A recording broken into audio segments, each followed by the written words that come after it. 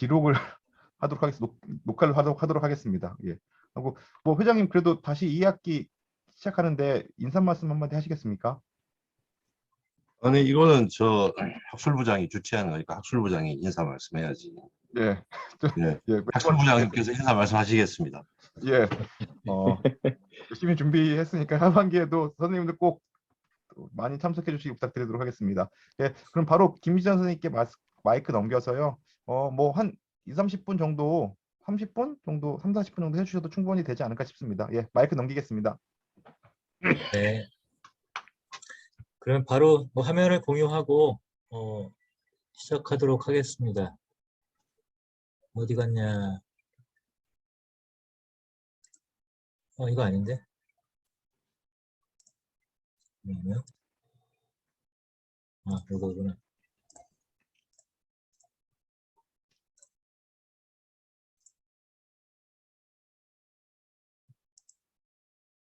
네.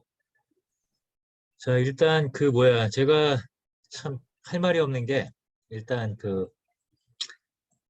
논평을 맡아주신 유현상 선생님께 일단 죄송스럽고 제가 하겠다고 자발적으로 해놓고 나서 막상 딱 쓰려고 했는데 저희 아들놈이 이제 고3 수험생이어가지고 그저께랑 그저께 한 2, 3일 동안 뭔 일이 좀 있어가지고 제가 뭘 쓸 수가 없었어요. 그래서 어저께 오후부터 불이 나게 막 썼기 때문에 부서가 없는데 그래도 제가 발표 자청할 때는 나름대로 생각한 게 있어서 그 취지를 충분히 전달시키는 방식으로 발표를 할 테고 아마 논평 맡으신 유현상 선생님도 지금 처음 보시는 상황이니까 즉석에서 그 놀라운 순발력으로 좋은 비평을 해주시길 바랍니다. 사실 요 논문은 연작의 일부예요. 그래서 그냥 단순하게 처음 쓴 게 아니라 제가 작년에 현철련 원래 발표에서 K 철학은 가능한가라고 하는 주제로 발표를 했었는데 역시 좀 희비가 엇갈리더라고요. 호가 분명하게 갈리는데 나름대로의 어떤 토대를 좀 이쪽에서 찾을 수 있지 않을까 하는 주 대상 가운데 하나로 이제 함석헌을 잡았는데 첫 번째 부분은 이제 제가 아까 낮에 보내드린 글하고 요 목차의 제목이 조금 변경이 됐어요. 쓰고 나니까 핵심적인 건 뭐냐면 일단 함석헌과 동양고전과의 관계, 이게 어떤 식으로 관계를 정의하고 우리가 연구를 하고 토론하느냐라고 하는 것이 사실은 굉장히 중요한데 그런 것에 관한 어떤 방법론적인 반성이나 그런 것 없이 그냥 함석헌의 동양고전을 이렇게 읽었다 하는 방식으로 하면서 한편으로는 함석헌의 어떤 철학적인 내용으로부터 동양고전에 관한 내용들을 면역적으로 설명을 하는 쪽이 있거나 이거는 주로 이제 함석헌 자체 연구자들이 취하는 태도고 이 동양철학 전공자들은 전통 주석서나 기존의 노장과 관련된 연구 분위기 속에서 함석헌의 해석을 검토하는 방식의 두 가지 접근을 하고 있는데 저는 이러한 접근들보다 훨씬 더 중요한 건 뭐냐면 이게 이제 의미하는 건 뭐냐면 함석헌 연구자들은 함석헌 사상으로부터 동양 사상에 적용해 나가는 방식으로 읽고 동양 철학을 연구하는 분들은 동양 철학의 부분으로서 함석헌을 읽는 거예요. 그렇게 읽을 때 어떤 문제가 생기느냐? CR의 옛글 풀이라고 하는 이 텍스트 자체의 성격 자체가 대단히 불안정한 방식으로 위상이 왔다 갔다 해진다. 그래서 함석헌의 의도가 제대로 드러나지 않게 되고 그래서 그런 부분들을 제대로 정의할 필요가 있다라고 하는 부분인데 예컨대 최초로 함석헌 평전을 쓰고 이제 이 체계적인 서술을 했던 사람 가운데 하나인 김성수 선생 이제 꽤 좋은 책을 썼는데 이분이 바로 이제 그런 관점을 대표적으로 보여줘요. 왜냐하면 동양 철학적인 배경을 잘 모르니까. 그런데 예를 들면 함석헌 선생은 도교하고 노장을 분명하게 구분을 하고 이야기를 하는데 이 김성수 선생은 그런 것들을 몰라요. 근데 이런 아주 기초적인 것들도 인지하지 못한 상태에서 논의를 풀어가면 당연히 핵심적인 것들을 놓칠 수밖에 없게 되겠죠. 그래서 요 내용은 이제 그 내용의 그러면은 이런 부분들에 대해서 함석헌 선생이 어떤 태도를 취하고 있느냐? 동양고전에 대한 자신의 해석학적 태도에 대해서 디보셔널이라고 하면서 이걸 우리말로 영적, 정신적 해석 이렇게 명명을 해요, 스스로가. 그래서 학자들이 고증이나 주석 혹은 텍스트 비평 같은 것들을 통해서 학술적으로 연구하는 거 그거 나는 관심 밖이다. 나한테는 그런 걸 기대하지 마라. 라고 이제 하면서 이 동양고전을 번역하고 해설하고 소개를 하거든요. 그렇다고 해서 함석헌 선생의 번역이나 해설들이 전통 주석이나 이런 그 내용들하고 무관하다는 게 아니라 함석헌 선생은 굉장히 꼼꼼하게 본 분이에요. 하지만 그럼에도 불구하고 그런 것들은 필요할 때만 갖고 오고 나는 내 식으로 이야기를 하겠다. 이렇게 얘기를 하는데 저는 이 태도를 전유라고 하는 개념으로 이제 기존에 규정을 한 적이 있어요. 그러니까 주석적인 연구가 갖는 그런 방식의 해석이 아니라 함석헌의 노장 텍스트를 다루는 방식은 전유의 방식으로 이해를 해야 된다. 이게 이제 그 첫 번째 내용이고 이 내용은 뒷부분에 제가 붙이긴 했습니다. 그래서 이 글 속에서 제가 밝히고자 하는 거는 요 세 가지입니다. 요건데 첫째는 CR의 옛글풀이는 그 자체로 하나의 텍스트다. 그러니까 노자 부분이 나오면은 노자라고 하는 텍스트하고 비교 연구하고 장자 부분이 나오면 장자하고 비교 연구하고 이 방식으로 사람들이 하는데 그건 아니다. 그 다음에 두 번째는 이것에 관한 당연한 귀결로서 요 점은 이제 제가 다른 글에서도 얘기를 했지만은 바로 현대 한국사라고 하는 맥락 속에서 그리고 함석헌이 표현하는 현재 CR들이 서 있는 자리에서 읽어야 된다라고 하는 점. 그리고 세 번째는 이게 사실 가장 중요한 건데요. CR의 옛글 풀이가 갖는 의미와 가치는 전통 주석에 대한 독창적 해석에 있지 않고 실제로 한국의 민주화운동 과정에서 하나의 공통의 상식이 되었다라고 하는 차원에서 이해를 해야 된다. 이 얘기가 무슨 얘기냐면요. 같은 동양 철학을 하는 사람들이 함석헌 선생의 노자나 장자 해석에 대해서 어떻게 생각하느냐라고 물으면 대체적으로 이런 반응을 보여요. 훌륭한 분이니까. 그런데 뭐 특별한 게 있나? 이렇게 얘기를 한단 말이에요. 그런데 왜 이런 현상이 생겨났느냐? 제가 함석헌 선생에 대해서 쓴 첫 번째 논문의 제목이 상식의 창조예요. 그 사실은 우리가 알고 있는 노장은 고대 중국의 그 노장이 아니라 함석헌 선생에 의해서 해설된 노장이 우리가 알고 있는 공통의 상식이에요. 그러니까 함석헌 선생의 이야기는 새로운 게 아니라 내가 알고 있는 거를 그냥 말하고 있기 때문에 전혀 새로운 것처럼 보이지 않는단 말이에요. 하지만 함석헌 이전의 노장 해석이 과연 우리가 알고 있는 것처럼 되어 왔느냐? 그게 아니거든요. 그래서 이제 그 부분을 굉장히 중요하게 봐야 된다라고 하는 점이고 또 한 가지는 이 CR의 옛글풀이라고 하는 책 자체가 그러면은 노자에 관한 연구도 있고 장자에 관한 연구도 있는데 이 책이 그 책으로 단행본으로 출판된 것은 1988년이에요. 한길사 전집판 제20권 마지막으로. 자, 그런데 본래부터 이 책을 기획해서 기획적으로 쓴 단행본이 아니라 1970년 4.19 혁명 10주년을 맞추어서 CR의 소리를 창간하면서 거기에 고전풀이라고 하는 꼭지를 계속 두고 연재를 하면서 썼던 글들을 나중에 체계적으로 모아놓은 거예요. 따라서 이 글 각각은 그 시대 담론과 긴밀하게 호응하면서 쓴 것들이다. 따라서 고전을 해석했다라고 하는 차원보다 더 중요한 게 뭐냐면 나는 CR의 소리라고 하는 잡지를 왜 만들었는가 그리고 그거를 통해서 뭘 하려고 하는가 이 의도에 부합하는 방식의 고전 강의, 고전 해설을 썼다. 이 차원이 훨씬 더 중요하다라고 하는 점을 주목해야 된다는 겁니다. 그래서 그런 것들을 밝히고 있는 것들인데 바로 CR의 옛글풀이는 CR의 소리를 표현하는 하나의 방식이다. 이렇게 이해를 하면 돼요. 자, 그 다음번에 중요한 건 뭐냐면 요 판본상의 차이가 있어요. 보통 이제 우리가 과거에 연구를 했던 사람들은 88년판을 보고 그 다음에 요건 전지판이죠. 그 다음에 요즘 유통되는 거, 요것도 잘 이제 다 팔려가지고 돌아다니질 않는데, 최근에 요 자료를 구한 사람들은 24권짜리로 된 함석헌 저작집 이 두 판본을 봐요.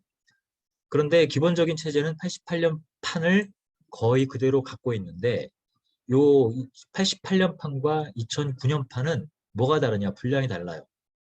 그래서 1부, 그 다음에 2부, 3부, 4부 이렇게 돼 있는데, 거기서 88년 판에는 없던 글들 몇 개가 여기에 추가가 됩니다. 이 차이도 되게 중요해요. 그래서 제가 그 88년 판을 중심으로 해서 이렇게 모아놨어요. 자, 이렇게 모아놓고 저는 여기서 도가, 유가, 기타 이렇게 이제 구분을 해놨지만 중요한 건 뭐냐? 함석헌 선생은 유가, 도가라고 하는 구분을 하긴 하지만 전혀 무의미한 개념이에요. 엄밀하게 얘기를 하면은 실질적으로 중요한 개념이 아니다. 따라서 유가를 좋아했다, 도가를 좋아했다라고 하는 방식의 기준법으로 함석헌의 이 고전 해석이라고 하는 거 접근에 들어가면은 그것은 타당하지 않다. 그런 것들이고요. 자, 그 가운데서 제가 이제 노자에 관해서 쓴 것도 있지만 이번에는 이제 요걸 가지고 쓰겠다라고 하는 건데, 자, 여기서 이제 이 장자로 넘어가기 전에 이 책의 내부 체제에서 굉장히 중요한 게 있습니다. 뭐냐면 함석헌 선생이 노자와 장자 사상의 핵심으로 바라보고 있는 거는 바로 무의예요. 그런데 이 무의 개념은 기본적으로 정치적인 개념입니다. 함석헌에게 있어서. 그래서 요거를 두 가지로 이야기를 하는데, 앞에 88년 판에서 5개의 장을 소개하면서 전체적인 내용이 바로 거기에 포함되어 있어요. 그래서 요게 1971년, 72년에 쓰여진 건데, 삼선 개헌에 성공한 박정희를 그대로 비판하는 데에 노자를 원용하고 있을 뿐이에요. 그래서 글들의 제목을 보세요. 군대란 좋은 일의 그릇이 아니다. 건드리지 말라. 이 책, 요 글 제목 자체가 사실은 박정희 정권에 대해서 직격탄을 날리는 그런 방식의 제목으로 되어 있다는 거예요. 그러면서 이 속에서 무의에 대한 새로운 해석을 이야기를 하는데 두 가지 얘기합니다. 첫 번째는 무의가 인위적인 것을 버리고 자연스럽게, 우리가 보통 이렇게 이해를 하는데 여기서는 그 의미가 아니라 통치자가 국민들에게 간섭하지 못하게 만들어라. 즉 주어가, 주체가 통치자에게 있는 것이 아니라 씨알에게 있어요. 국민에게 있고. 이거를 바꿔놨어요. 그래서 이게 이제 2500년 노자 주석사에서 가장 획기적인 그 함석헌의 기여는 노자 텍스트의 의미상의 주어를 전통적인 통치자로부터 현대의 씨알로 주어를 바꾸고 그 입장에서 해석했다. 이게 사실은 함석헌 노자 해석의 가장 중요한 점 가운데 하나입니다. 그리고 또 한 가지가 이제 자연에 대해서 건드리지 말라. 요 내용을 사실은 그 김용옥이 1999년도에 비틀즈 레디비 공연을 하면서 다시 복귀했던 거예요.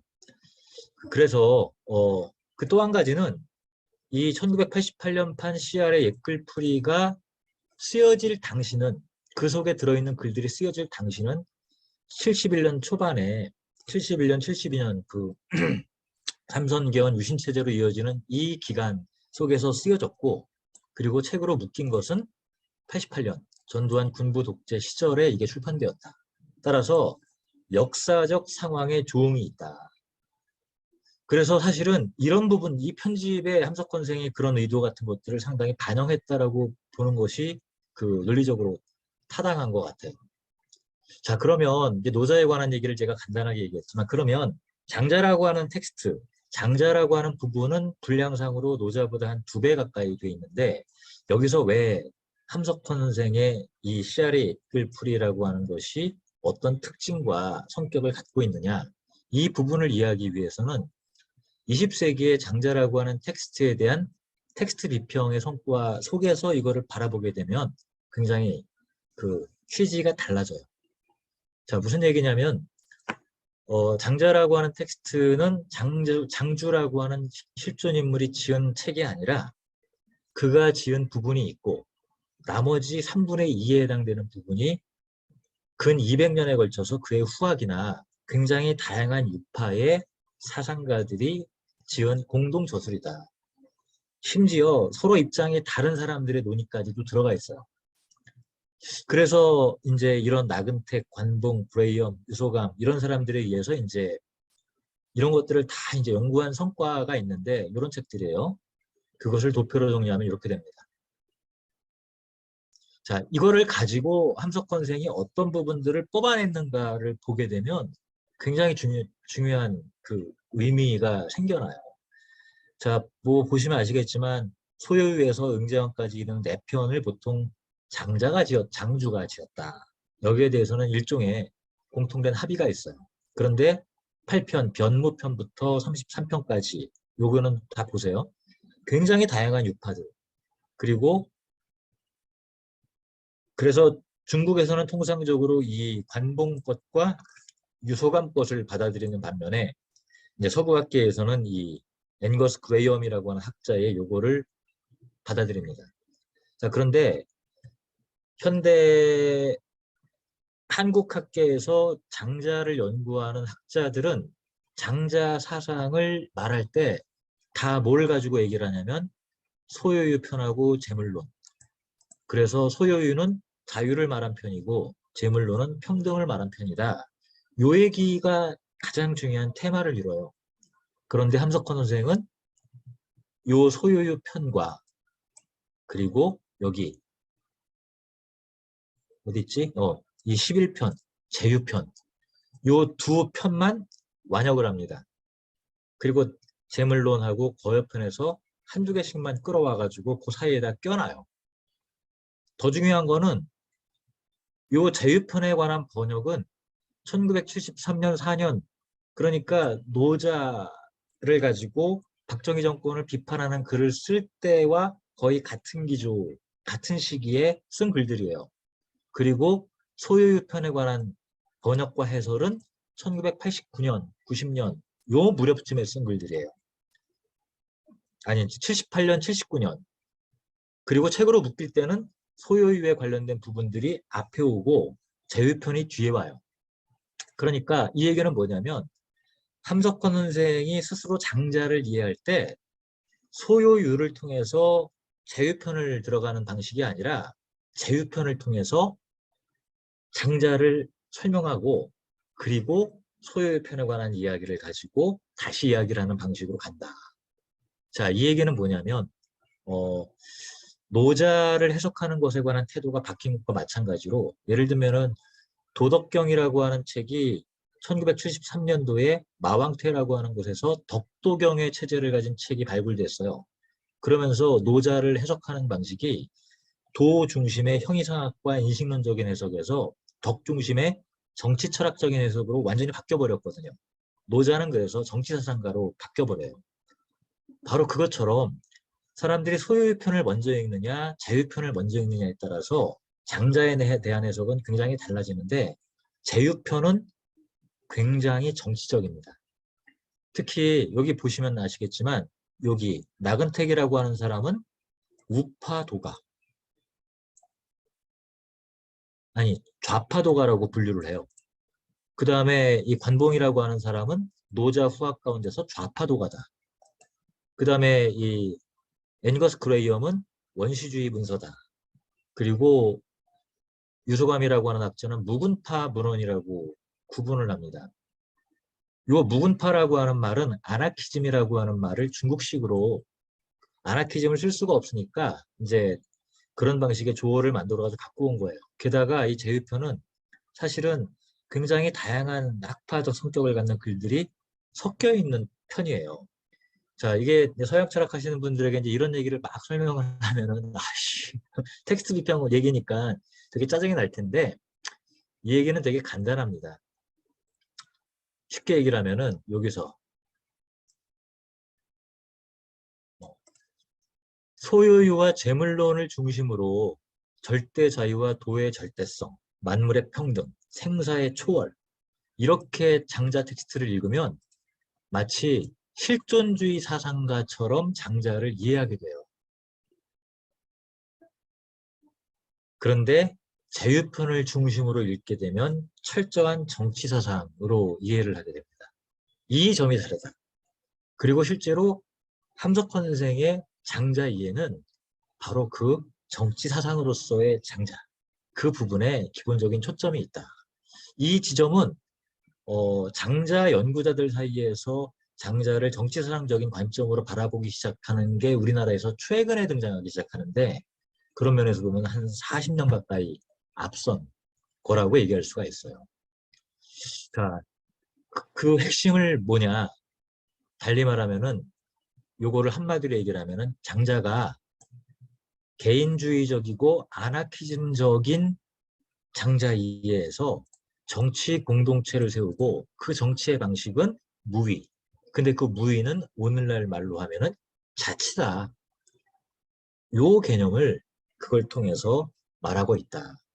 그게 이제 핵심입니다. 그럼 다 얘기를 한 거예요. 그래서 뭐 이런 것들을 막 얘기했지만 재미난 부분을 볼게요. 장자 그 제휴편에 나오는 문장 중에서 이제 마지막 장에 해당되는 부분인데 이런 문장이 나와요. 천하지만 맡기지 않아서는 아니 되는 것이 물. 그걸 mon이라고 이제 순우리말 유영모 선생을 따라서 해석을 하죠. 그 다음에 낮지만 따르지 않아서는 아니 되는 것이 씨알이요. 여기서 이제 씨알을 얘기를 합니다. 자, 이 씨알의 소리라고 하는 잡지를 창간하면서 함석헌 선생이 본격적으로 씨알이라는 용어를 쓰기 시작했다. 그리고 왜 그렇게 쓰느냐? 이게 뒤에도 인용을 했지만 그 백성민자는 봉건 시대의 씨알을 표현하는 말이라면 민주 시대에는 민이라고 표현하는 것은 적절하지 않다. 그래서 씨알이라고 한다. 왜냐? 씨알이 주체이기 때문에. 이게 이제 가장 명확한 설명이거든요. 그 씨알이 자치하는 것. 그런데 그걸 차치하고라도 이 선진 제자백과 춘추 전국 시대에 낮지만 따르지 않아서는 아니 되는 것이 백성이다. 라고 하는 이 문장은 그 이후에도 등장하지 않는 굉장히 혁신적인 표현이에요. 달리 말하면 군주든 누구든 통치자가 씨알, 백성을 따라야 된다. 이 표현이 장자에 나와요. 그리고 이 표현이 바로 제휴라고 하는 편의 핵심적인 의미이기도 합니다. 이거를 함석헌 선생이 갖고 온 거예요. 달리 말하면 제휴편을 갖고 온 이유는 씨알의 주체다라고 하는 것을 선언하려고 하는 거고, 우리 내부의 언어를 가지고, 즉 씨알의 언어를 가지고 씨알의 목소리를 드러내기 위해서 제휴편을 갖고 온 거다. 따라서 장자에 있는 어떤 사상을 해석하고 계승해서 말하고 있는 게 아니라 함석헌 선생은 씨알을 주체로 세우는 이야기를 하고 그런 공동체를 세우고 이 목적을 위해서 장자를 가져다가 말하고 있을 뿐이다. 그것은 곧 씨알의 소리이기 때문에. 근데 그게 왜 가능하냐? 장자도 씨알이고 그 씨알로서 장자가 한 말, 예수도 씨알이고 씨알로서 예수가 한 말, 그거를 내가 지금 한국이라고 하는 이 씨알의 자리에서 또 하나의 씨알인 내가 씨알 전체의 소리로서 장자라는 씨알의 소리를 내가 말한다. 이게 바로 함석헌의 고전 읽기 해석학 그리고 옛글 고쳐 씹기 이런 방식으로 표현되는 거예요. 그래서 요거에 대해서 이제 아주 많은 얘기들을 하지만 그 부분에서 이렇게 얘기를 합니다. 제휴가 곧 무의 정치를 얘기하는 건데 자치다. 그래서 제휴란 말은 그대로 두어라. 두어두면 저절로 바로 된다. 왜? 씨알의 각성을 통해서. 그래서 이걸 무의주의란 말로 표현을 하고 이것을 자치주의다라고 얘기를 합니다. 자, 요런 글들이 언제 쓰여졌느냐? 1972년도에 쓰여졌다라고 하는 거. 바로 군부 독재에 대한 비판 이런 것들하고 바로 연결된다는 거죠. 그리고 이제 이때 낮지만 따르지 않을 수 없는 것이 백성이다라고 하는 문장을 씨알로 옮기면서 이렇게 표현합니다. 이때 인이라고 하는 것은 의지하다, 따르다, 좋아한다, 관계한다. 이게 인이라는 한자의 뜻이 이건데 이렇게 그 인 속에는 링컨의 of the people, by the people, for the people 이 의미가 다 들어있는 거다. 이건 주석학적으로 의미 없는 얘기예요. 하지만 그 의미가 있잖아요. 어디서 있는 거냐? 바로 CR의 소리, 전체의 소리, 그리고 함석헌이라고 하는 CR이 현재 말하고 있는 저는 그거를 이제 장소성이라고 이제 불렀었는데, 그래서 이런 얘기들을 했습니다. 그래서 그러고 이제 88년 판을 할 때 소요의 편이 앞에 나오는데, 그거는 오히려 78년, 79년도에 나온 건데, 그럼 이 부분이 왜 앞으로 왔을까? 저는 책의 순서에 맞게, 상식에 맞게 하기 위한 것도 있지만, 또 한 가지는 1988년도가 이미 1980년대 경제성장, 소비주의의 그 횡행, 이런 분위기 속에서 CR이 점점 퇴조해 가는 것 같은, 그래서 개인의 각성이라고 하는 것, 그런 부분들을 더 강조하기 위해서 이제 개인적인 차원에 관한 부분들에 관한 이야기를 더 먼저 앞에 둔 게 아닌가. 그러면 이러한 그 함석헌의 고전 읽기, 그 자신의 용어로 하면은 옛글 고쳐 읽기라고 말할 수 있는데, 이거는 뭐냐? 달리 말하면 그냥 CR의 소리를 다시 내는 것. 따라서 주석학적인 연구가 아니에요. 그래서 마찬가지로 그러면 이건 뭐라는 거냐? 뜻으로 본 한국 역사, 성서적 관점에서 본 한국 역사를 뜻으로 본 한국 역사로 제목을 바꿀 때 그 뜻, 바르고 그 뜻을 해석한 거다. 저는 이렇게 보여요. 그래서 함석헌의 해석학을 저는, 근데 이게 이제 사실은 요거는 설명하면 되게 길기 때문에 요 얘기는 뭐냐면, 이렇게 노장전통을 읽어나가는 방식은 전부 다 재해석 얘기를 하는데, 중국은 재해석이란 말을 쓰고 혹은 비판과 계승이라고 하는 말을 많이 쓰는데, 제가 보기에는 20세기 동양 철학은 비판이라고 표현하든 계승이라고 표현하든 그런 게 없어요. 제가 보기엔 전부 다 전유예요, 전. 그런데 함석헌 선생이 노자와 장자를 전유하는 방식이 조선조 유학자들이 노장 전통을 전유하는 방식과 굉장히 흡사하다.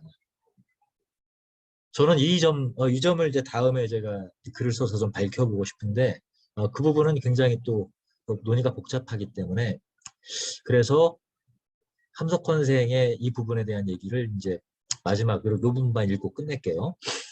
그렇다면 함석헌의 옛글 고쳐 씹기는 어떠한 해석학적 태도로 규정할 수 있을까? 나는 함석헌이 스스로 표현한 영적 혹은 정신적, 이렇게 스스로 표현하거든요. 그리고 영어로는 디보셔널이라고 표현을 해요. 그런데 오히려 저는 그 더 일반적인 의미로 이해할 수 있도록 함석헌 선생의 용어를 가지고 표현한다면 앞에 얘기했던 것처럼 뜻의 해석학이다. 그 다음에 조금 더 일반화시켜서 표현을 하면은 공명의 해석학이다. 이렇게 부를 수 있을 것 같아요. 그래서 그 부분을 드러내는 문장을 제가 축약해서 인용을 했는데, 그냥 보시면 될 것 같고, 요 문장 하나만 읽고 이제 마치겠습니다. 그래서 함석헌의 옛글 고쳐 씹기는 이해라고 하는 서구 해석학의 가장 핵심적인 것 가운데 하나죠. 이해를 전제로 하지 않아요. 그걸 목표로 하지 않아요.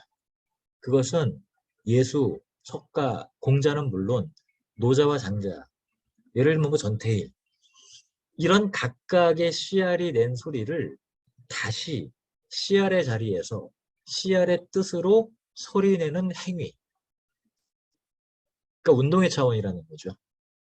더불어서 그것은 내 소리, 내 소리만이 아닌 그 이의 뜻. 이건 기본적으로 하느님이기도 하지만 또 말씀이라고도 얘기를 해요.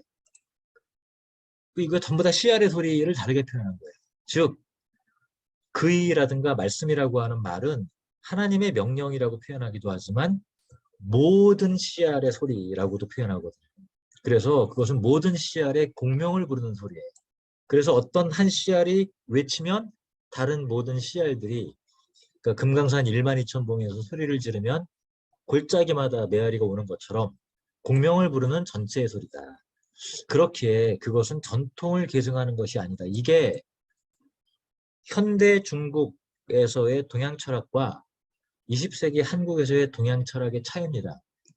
20세기 동양 철학자들은 전통 계승이라고 하는 걸 내건 적이 없어요.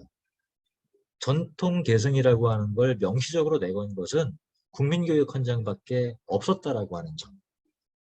한국에서는 뭐 조선유학의 전통을 계승하자 이런 방식의 주장을 명시적으로 한 학자가 없다는 거. 이게 중국 철학과 현대 한국 철학, 즉 동양 철학계에서 다른 점이다. 그럼 뭐냐? 옛 것이든 이제의 것이든 CR의 메아리를 부르는 외침이고 CR이 하나임을 느끼는 일종의 체험이고 공명이고 화답하는 행위. 그래서 CR의 소리이지 그 노자 장자에 대한 해석이 아니다. 이렇게 읽어야지만 그 함석헌의 그 CR의 옛글풀이라고 하는 것의 내용들을 우리는 더 그 함석헌의 그 취지에 부합하게 이해하는 것이다. 그런데 놀라운 건 그렇게 읽었음에도 불구하고 우리가 알고 있는 노장 전통에 대한 상식적인 이해는 사실은 그 누구도 아닌 그 여러 대학 철학과에 계셨던 노장 연구자의 해석이 아닌 함석헌의 해석이 우리 시대 모두의 상식이 되었다. 이 부분을 이제 말씀드리고 싶습니다. 네, 발표 끝났습니다. 예, 수고해주신 김치현 선생님께 다시 한번 감사드리고요. 예, 유현상 선생님 토론 예 어떻게 진행 예. 마이크 넘기겠습니다. 예. 그 김시현 선생이 고맙게도 논평이 부실할 수 있는 이유를 미리 밑자락을 깔아주셔가지고 좀 편하게 말씀드릴 수 있을 것 같아요. 저도 이제 함석헌에 대한 관심을 가지면서 가진 문제의식들과 유사한 김시천 선생의 이렇던 해석들 이런 것들을 발견할 수 있어서 좋았고요. 다만 제가 이제 동양철학 연구자가 아니다 보니까 제가 함석헌 선생에 대해서 관심을 갖는 이 시선이 아마 김시천 선생하고 좀 한번 접근이 다른 좀 적나라하게 얘기를 하자면 개 눈엔 똥밖에 안 보인다 그러죠. 서양 철학 연구자가 함석헌을 보게 되면 자꾸 서양 철학적 개념들과 비교하려는 그런 습성들 또는 습벽들이 나오게 되는데 이렇게 뭐 김철 선생의 글이나 이렇게 보면 그런 것들이 나오지 않아서 반가운 느낌이 듭니다. 어쩔 수 없이 서양 철학 전공자들이 서양 철학의 세례를 받아서 자꾸 자기가 쓰던 개념들만 이해를 하다 보니까 제가 함석헌 선생의 문헌들이나 이런 걸 보면서 느끼는 그리고 조심스러운 점의 하나는 함석헌 선생은 쉽게 썼는데 그걸 가지고 내가 어떤 논문을 쓴다거나 연구를 한다 그러면 그 말이 더 어려워져요. 할 필요 없는 일을 내가 하고 있구나. 그런 생각이 들 때가 있습니다. 김시현 선생이 여기 인용한 글들만 봐도 저는 함석헌 선생이 우리보다 훨씬 더 일상적인 용어로 뜻을 펼치고 있다고 생각을 해요. 근데 연구랍시고 우리가 하면 그 말을 어려운 말들로 자꾸 포장을 해서 원래 우리가 어떤 설명을 할 때는 비교되는 것 또는 서술을 대는 항이 본래 이것보다 쉬워야 되잖아요. 근데 우린 자꾸 더 어려운 말로 이렇게 더 쉬워서 더 곤란한 지경에 빠지지 않나 이런 생각이 들 때도 있습니다. 김시선 선생의 그 발표문학은 좀 사뭇 다른 이야기지만 그건 어쩔 수 없이 우리가 이제 연구자로서 접근하다 보면 자기 용어들로 이렇게 하게 돼요. 그래서 그런 점들이 김시선 선생은 그래서 이 논문의 중요한 문제제기 세 가지 중에 하나가 CR의 소리를 그대로 봐야 된다라고 하는 이런 점에 대해서 동의하는 생각이 있고요. 그 다음에 전체적으로는 CR 철학이 매우 실천적이고 실제적인 차원에서 이해되어야 된다라고 하는 그런 취지인 것 같아요. 그런 점에 저도 동의를 하고 특히 그 CR 철학이 나오게 된 시대적 배경이나 장소의 문제를 언급한 것 역시 가장 핵심적인 CR 철학을 이해하는 핵심적인 접근이 아닌가 그런 생각이 듭니다. 그런데 한 가지 이제 제가 길게 논평을 할 자신은 없고요. 한 가지 이제 핵심적으로 김지현 선생이 논문의 제목에서 드러나는 것 중에 이제 토론을 위해서 좀 한 가지 질문을 하면 여기 이제 부제가 제목에 아나키즘에서 CR의 자치로 이런 이행의 측면을 얘기했어요. 그러니까 이 아나키즘은 아마 노장, 특히 장자에 대한 여러 해석 중에 아까 무군파 얘기를 하셨듯이 장자를 아나키즘에서 보는 것보다 함석헌 선생의 관점에서는 장자 철학에서 자치의 의미를 발견하는 것이 더 취지에 부합한다. 이런 해석인 것 같아요. 그래서 그 장자 철학의 아나키즘적 요소보다 그것이 CR 철학에서 함석헌이 보는 장자는 자치의 개념이다. CR의 자치 개념이다. 이런 이행인 것 같습니다. 그런데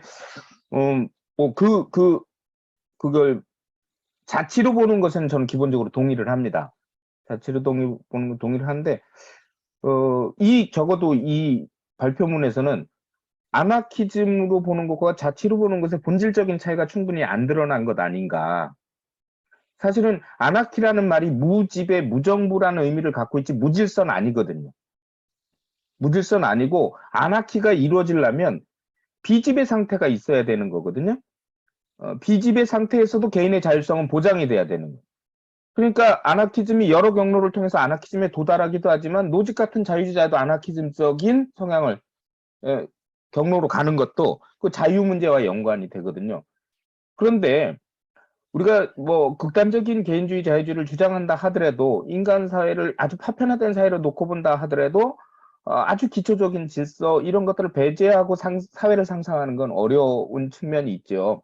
그렇다면 우리가 어떤 의미의 아나키즘이냐에 따라서 사실은 김 선생의 함석헌 선생의 CR 철학의 자치의 측면을 얘기한 것은 본질적으로 아직까지는 명확하게 그 차이가 드러나지 않는다는 생각이 들었어요. 이걸 이행으로 볼 거냐, 해석의 이행으로 볼 거냐, 사실은 아까 유소감 등이 그 규정했던 무분파적 관점과 함석헌의 자치 개념이 본질적으로 아직은 큰 차이가 없는 동류의 것이 아닌가 이런 느낌도 요 발표문 안에서는 그런 생각이 좀 듭니다. 그래서 아나키즘을 어떤 아나키즘으로 볼 것이냐에 따라서 좀 그런 것들이 조금 더 해명이 됐으면 하는 그런 느낌이 들고요. 그 다음에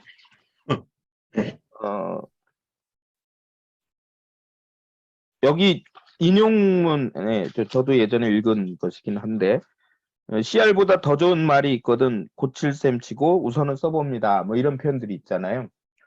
왜 함석헌 선생이 성서로 본 한국 역사에서 뜻으로 본 한국 역사로 표현을 바꿨을까? 이 부분들을 함석헌 선생이 뭐 해명하는 부분도 있고 그런데요. 성서로 하면 그 의미가 좁혀지기 때문에 기독교적인 의미로 좁혀지기 때문에 그렇습니다. 아까 김성수 선생의 함석헌 평전 얘기, 함석헌 선생에 대한 서술 얘기도 했는데 김성수 선생은 함석헌은 기본적으로 퀘이커 교도고 기독교인이다라고 하는 바탕 위에 있다라고 하죠. 그걸 부정할 수는 없을 것 같습니다. 그런데 전 개인적인 고민을 이 논평의 자리를 빌어 토론의 자리를 빌어서 고민을 하면 함석헌 선생이 과연 기독교인인가? 이런 생각이 가끔 들 때가 있어요. 함석헌 선생이 1954년에 나는 이단이다. 스스로 이단이라고 이렇게 칭했을 때 의미는 한국 교회와의 결별을 선언한 것이라고 생각을 합니다.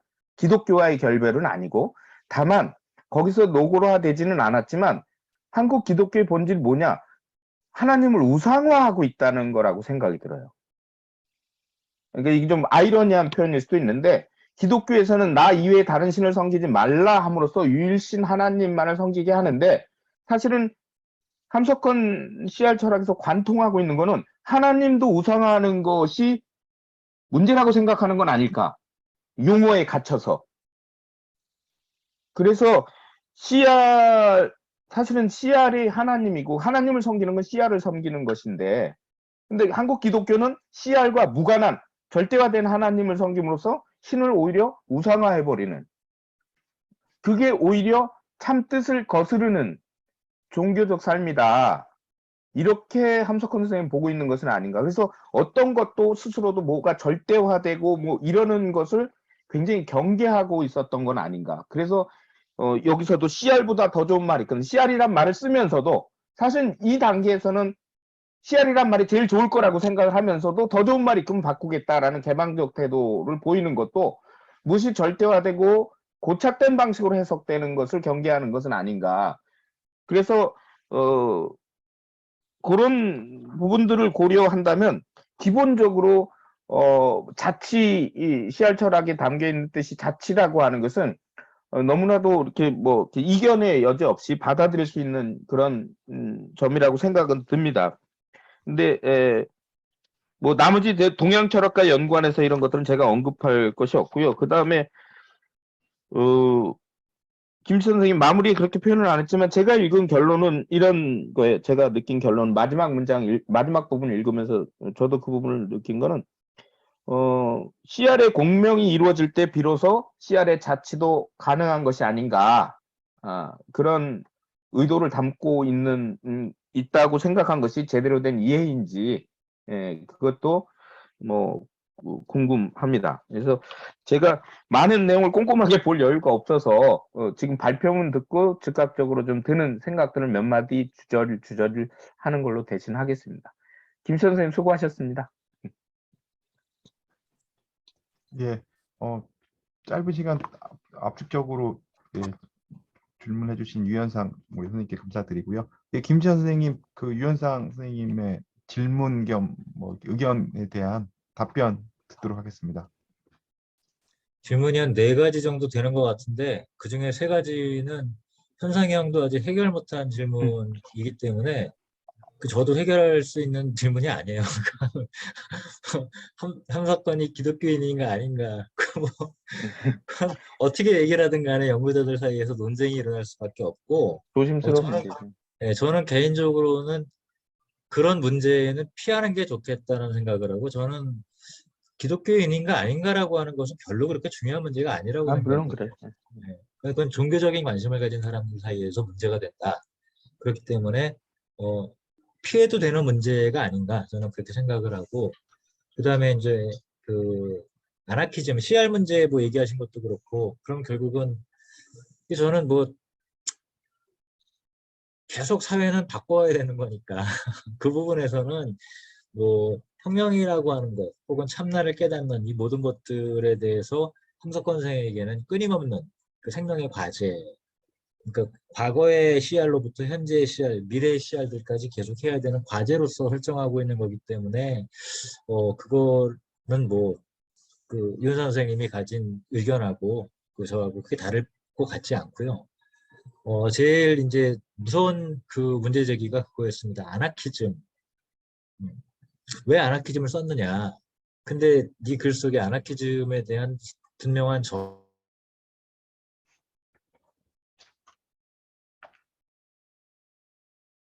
용어 자체가 아까 윤상 선생님께서 말씀하신 것처럼 자치라고 하는 말과 대비되는 반대쪽에 있는 개념이 아닐 수 있다. 실질적으로 절대적 개인들의 절대적 자유가 보장되면서도 자치적 질서 자체를 추구하는 방식의 아나키즘.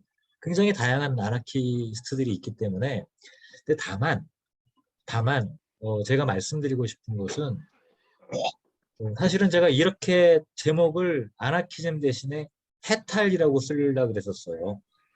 근데 이게 제목상에서 밸런스가 안 맞아요. 이게 무슨 얘기냐면 20세기 전체에서 중국이 노자와 장자를 어떻게 해석해 왔는가 라는 부분이 학계에서 이야기되는 철학사적 논의하고 실제로 대중들에게 읽히는 광범위한 책들 속까지 포함한 그 독해 역사가 완전히 달라요. 그리고 그걸 가지고 이야기를 하면은 그러니까 예를 들면은 북경대 철학과 교수가 장자는 이런 거야 라고 얘기를 하는데 그 제가 좀 미리 말씀드리고 싶은 것 중에 하나는 1920, 30년대에 중국의 학자들이 구축해 놓은 중국 철학사는 상당히 조야하고 텍스트적 근거도 상당히 근거가 없고 그리고 그 대단히 젊은 나이에 그 굉장한 열정을 가지고 쓴 어떤 뭐라 그럴까 그러니까 우리나라로 따지면은 그러니까 20대 후반, 30대 초반, 30대 후반에 열정을 가진 어떤 젊은 연구자가 막 서양 철학에 열광을 해서 쓴 텍스트들이에요. 그러니까 우리가 여태까지 그렇게 인정하는 것만큼의 대단한 권위를 행사할 그런 의미가 없어요. 왜냐하면 그런 철학사적인 전제들이 다 깨졌기 때문에. 그럼 현실은 어떠냐? 일단 그 함석헌생의 그 CR의 소리라고 하는 텍스트에서 노자나 장자에 관한 글들이 나오기 전에 노장에 대한 우리나라의 이해, 전부 다 불교적인 이해예요.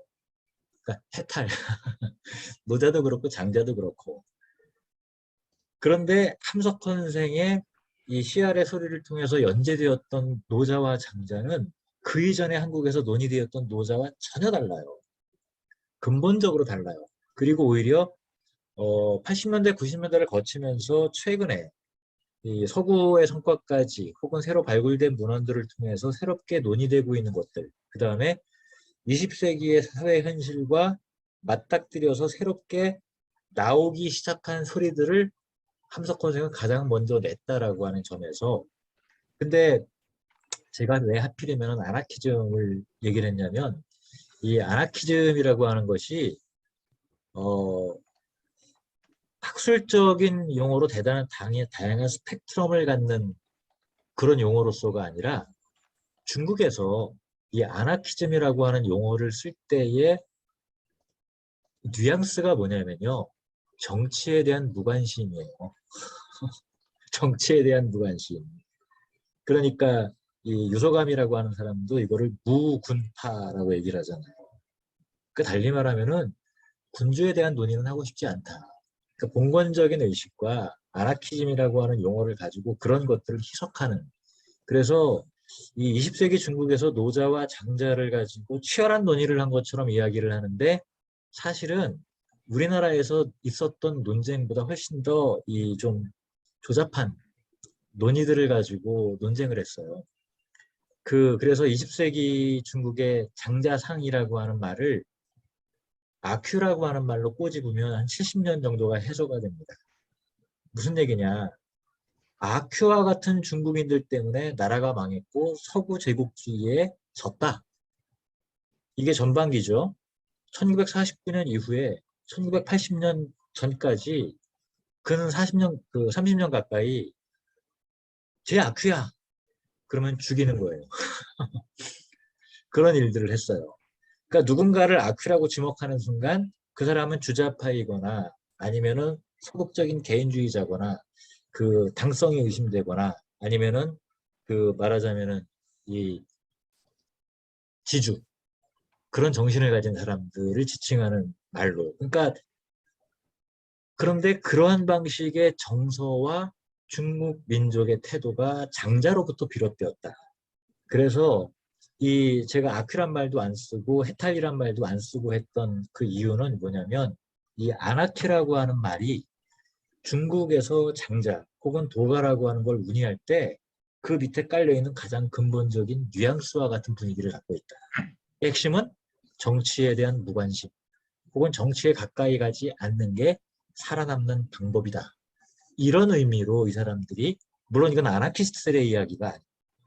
그래서 이건 상당히 문화적인 표현이기 때문에 그런 분위기가 한국에서도 있었는데, 한국에서도 사실은 아나키스트들이 가장 격렬한 저항자들이기도 하잖아요. 그런데 이제 그런 통속적인 어떤 아나키에 대한 이미지, 그런데 그런 부분들과 철저하게 절연한 새로운 노자 장자에 대한 이해를 창조해낸 게 일본, 중국, 한국을 통틀어서 함석헌의 이 해석이 가장 탁월하고 20세기 현실에 부합하는 적절한 고전 읽기였다라고 하는 그런 저의 평가가 들어가 있는 표현이 바로 이거예요.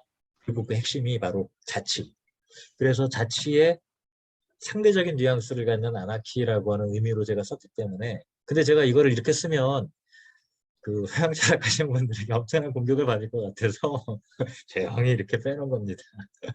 그 작업은 제가 그 중국의 해석사를 더듬는 그 글을 통해서 다시 한번 그 해명하는 작업을 이어서 하려고 합니다. 그래서 한 가지만 답변을 했는데 나머지는 제가 답변할 수 없기 때문에 피하는 걸로 하겠습니다. 고맙습니다. 방 선생님, 추가적으로 한 가지만 내가 아까 얘기하다가 까먹은 게 있어서 얘기를 해도 될까요? 예. 예. 그 아까 재밌는 거라고 내가 체크해놓고 까먹었는데 말하다 주저리 까먹었는데 아까 이제 노자에서 노자인가 장자에서 주어를 바꿨다. 그게 아주 2500년 그 장자 해석에서 가장 획기적인 변화다.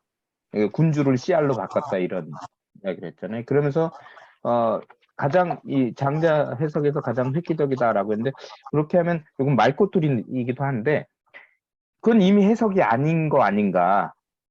이건 변용이라고 해야 되는 거 아닌가라는 그 용어 표현의 문제예요. 근데 왜 이걸 내가 흥미있게 봤냐면 내가 예전에 좀 약간 혼자서 상상을 하다가 마키아벨리의 군주론을 주어만 바꾸면 민주론이 될까? 이런 생각을 했었어요. 그리고 실제로 이제 마키아벨리 군주론 보면서 몇 가지 보니까 그렇게 될 것 같더라고요. 그러니까 군주는 이래야 된다. 군주는 백성을 사랑하기보다는 국민들을 사랑하기보다는 두려움의 대상이 되도록 해야 된다. 그러면 이거를 국민은 군주를 사랑하기보다는 군주가 백성을 두려워하도록 해야 된다. 이런 식으로 바꾸면 마키아벨리가 군주를 향해 했던 조언을 주어를 국민으로 바꿔버리면 마키아벨리의 방향을 전혀 다른 변형으로 민주론으로 바꿀 수 있지 않을까 이런 그 공상을 좀 해봤었어요. 그런 식의 변형이 아닌가 지금 그래서 재밌다고 생각을 한 거거든요. 그렇다면 이건 해석이 아니라 활용, 변형 뭐 이렇게 좀 더 창조적으로 바꾼 의미로 우리가 강조를 해야 되지 않을까 이런 생각도 좀 들었거든요. 네. 그래서 제가 아까 전유라고 하는 아프로프리에이션을 그래서 20세기 동양 철학은 인터프리테이션 그 해석이 아니라 전유 아프로프리에이션을 해왔던 거다. 그래서 이제 그렇게 제가 표현을 했던 거고 그 얘기는 제가 어디서 한 거냐면 요 앞에서 박주가 있던데. 직전에 쓴 논문인데 여기서 이제 그 얘기를 해요. 그래서 제가 그전에는 초월 해석학이라고 하는 용어를 쓰기도 했었는데 그 부분을 제가 이제 여기서 뜻의 해석학이라고 하는 걸로 이제 더 구체화한 건데 제가 했던 얘기들을 되게 간단하게 설명을 드려볼게요. 제가 함석 선생이 3가지 전환을 이루어냈다라고 하는 방식의 주제가 요 글의 주제예요. 무슨 얘기냐면 어느 20대 대학생이 한자로 빼곡한 동양고전 노자 장자를 옆구리에 낀 채 거리를 거닐고 있어요.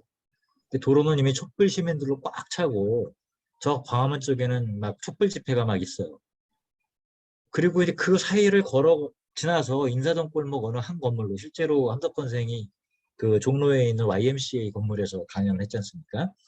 그래서 이제 저는 철학 아카데미가 있던 그 인사동 골목으로 이제 장소를 바꿔놓은 거예요. 그 건물에 딱 들어갔어요.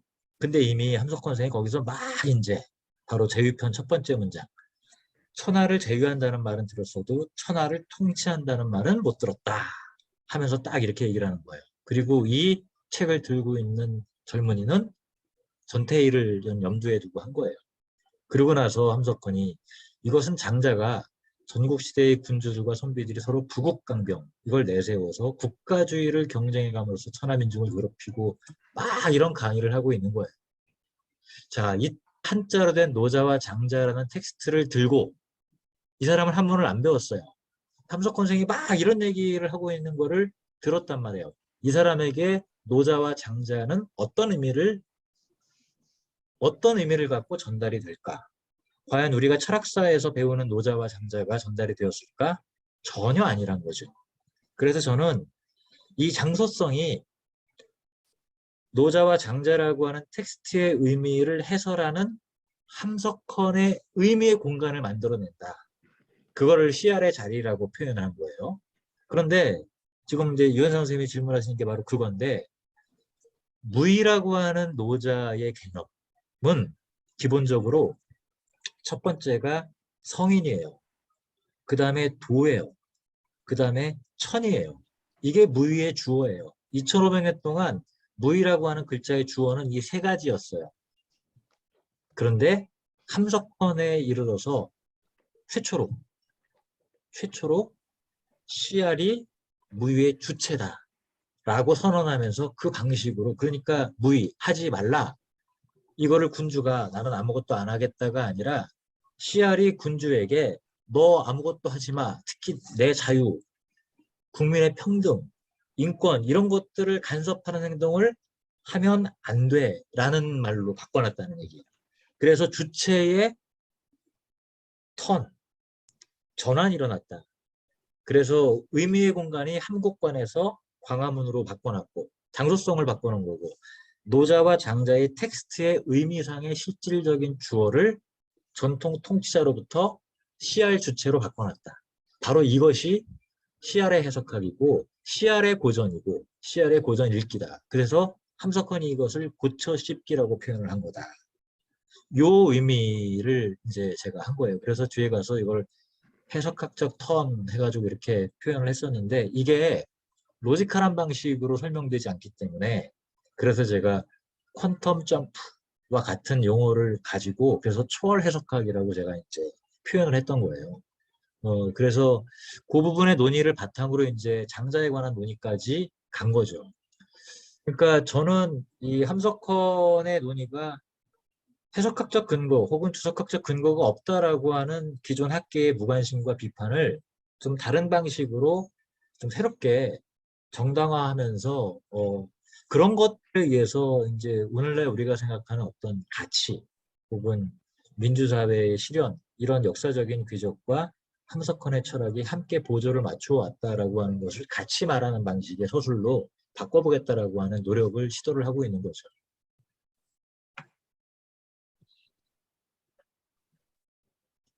예, 다른 선생님들 질문하실 게 많을 것 같습니다. 혹시 다른 선생님 중에서 오늘 참석하신 선생님 중에서 질문하실 선생님들은 신호를 주시면 제가 마이크를 넘기겠습니다.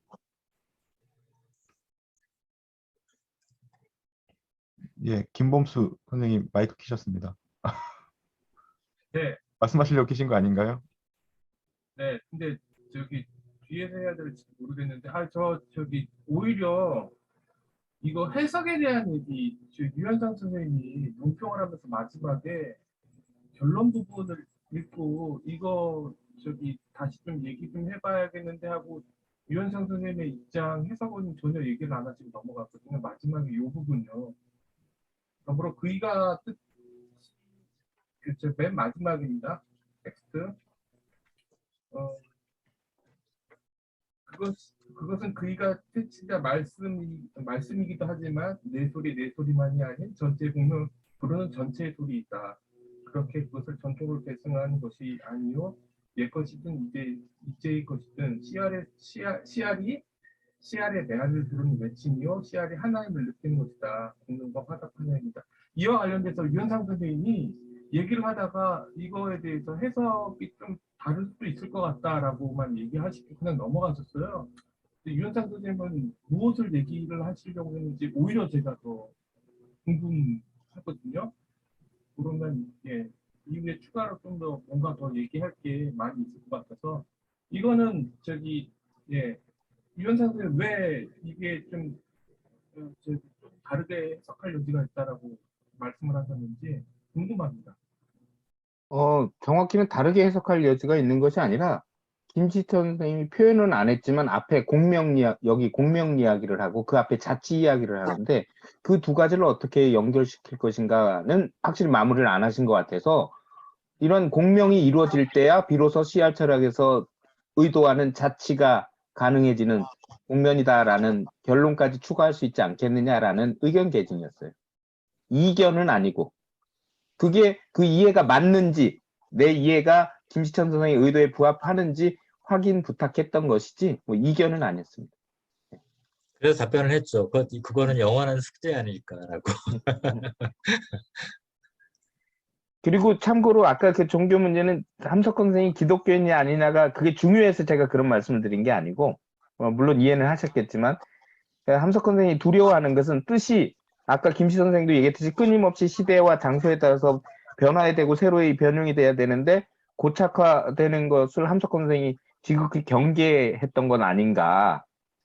그런 취지에서 신조차도 절대화되는 것. 이게 좀 과격한 표현이지만 기독교인들이 들으면 돌 던질 소리죠. 신조차도 절대화되거나 개인적으로 내가 한국 기독교의 문제 중에 하나가 여호와를 우상화하고 있다는 것에 너무 당연한 것 같은데 그게 문제라고 난 생각을 하기 때문에 그런 얘기를 한 것뿐이고 함석헌 선생이 기독교인이냐 아니냐는 김씨 선생 말대로 중요한 것 같지 않아요. 다른 말로 표현해도 함석헌 선생은 그게 옳다면 받아들일 뿐이니까 그래서 뜻이라는 성서라는 그 지엽적인 표현보다 더 뜻이 광의로 활용될 수 있기 때문에 뜻이란 말로 바꾼 것이라고 이해를 하니까 그 점에서는 김씨 선생이랑 생각이 같습니다. 네, 혹시 다른 선생님들 계실까요? 뭐 45분 정도 시간이 남아 있습니다. 더 손들었는데요. 예, 못 봤습니다. 연혜수 선생님. 오늘 일단 내리고. 저 오늘 그 김 선생님 발표 잘 들었고요. 또 아까 그 유현 선생님이 논평하신 거에서 핵심을 잘 지적해 주셨지만 계속 이제 김 선생님은 내가 대답할 수 있는 것까지만 하겠다 이렇게 이제 하셨지만 이제 질문의 기회가 왔기 때문에 여전히 이제 그 좀 저도 서양철학 전공자로서 잘 해소가 안 되는 것이 이제 과연 아나키즘과 김희선 선생이 해석한 함석헌의 말하자면 그 씨알의 자치의 그 소리가 대립적이냐. 근데 이제 읽으면 읽을수록 좀 대립적이지는 않을 수도 있겠다 이런 생각이 좀 들기는 해요. 근데 아직 그게 좀 명확하지는 않고 그런 배경하에서 제 질문은 뭐냐면 저 개인적으로 이제 그 공동체 뭐 이런 데 계속 이제 서양철학적인 현대철학적인 맥락에서 관심을 좀 갖고 있는데 적인가 어딘가 끝에 보면 이제 이렇게 이 논문의 이제 핵심은 대체적으로 뭐 예를 들면 장자랄지 그 노장 사상을 뭐 개인 아나키즘 내지는 부정부 무지배 뭐 이런 식으로 이해를 했던 데서 오히려 이제 CR의 그 자치 소리 뭐 이런 걸 통해서 김희선 선생의 눈으로 봤을 때는 함석헌 선생이 나름대로 뭔가 무의의 자치 그 CR의 어떤 자치적인 힘을 충분히 기대해도 좋다 이렇게 얘기를 이제 하고 거기에 기대를 거시는 것 같아요. 근데 이제 제 질문은 뭐냐면 그렇다면 이 정치 공동체와 이제 무의의 자치의 정치 철학으로 이해를 해도 좋겠다. 이걸로 논의 중점을 이미 바뀐다 이렇게 말씀하셨거든요. 그러면 이 정치 공동체라고 하는 것이 기존의 뭐 일반적이든 뭐든 간에 노장 사상에서는 이런 정치 공동체를 시도하지 않았는지 그래서 함석헌 선생의 말하자면 뭐 씨알의 자치에서 이런 정치 공동체의 가능성이 보인다는 것인지 아니면 이런 정치 공동체를 함석헌 선생이 명확하게는 드러내지는 못했지만 이 지점에서 김지선 선생이 그 정치 공동체를 이제 뭐 씨알의 자치 속에서 찾으시고자 한 그 의도가 강한 건지 어느 쪽에 좀 방점이 있는지가 좀 그래서는 저는 잘 못 읽었어요. 그래서 이 정치 공동체라는 것에 어떤 성격 부여랄지 또 정치 공동체를 찾을 수 있다는 것은 정말 이 중국 철학사 전체를 통해서 굉장히 노장 사상에서 획기적인 사상인 것을 함석헌 선생이 찾아내신 건지 그 생각이 이렇게 약간 잠재적으로 있는데 이걸 김 선생님이 하신 건지 또 그 성격은 뭔지 저는 좀 그게 좀 개인적으로 좀 궁금해서 질문을 드립니다. 질문이 굉장히 어려운데 선생님께서 지금 말씀하신 그런 내용이 제 취지가 아니에요. 그 함석헌을 통해서 정치 공동체를 제가 발견하려고 한다. 노장을 통해서 이게 아니라 노자와 장자에 관한 20세기 학자들의 담론들이 여러 개가 있잖아요. 제가 공부해온 전공 분야니까 그 가운데서 가장 일관되고 가장 새롭다라고 말할 수 있고 독창적이다라고 말할 수 있는 건 저는 함석헌 선생이라고 보는 거예요.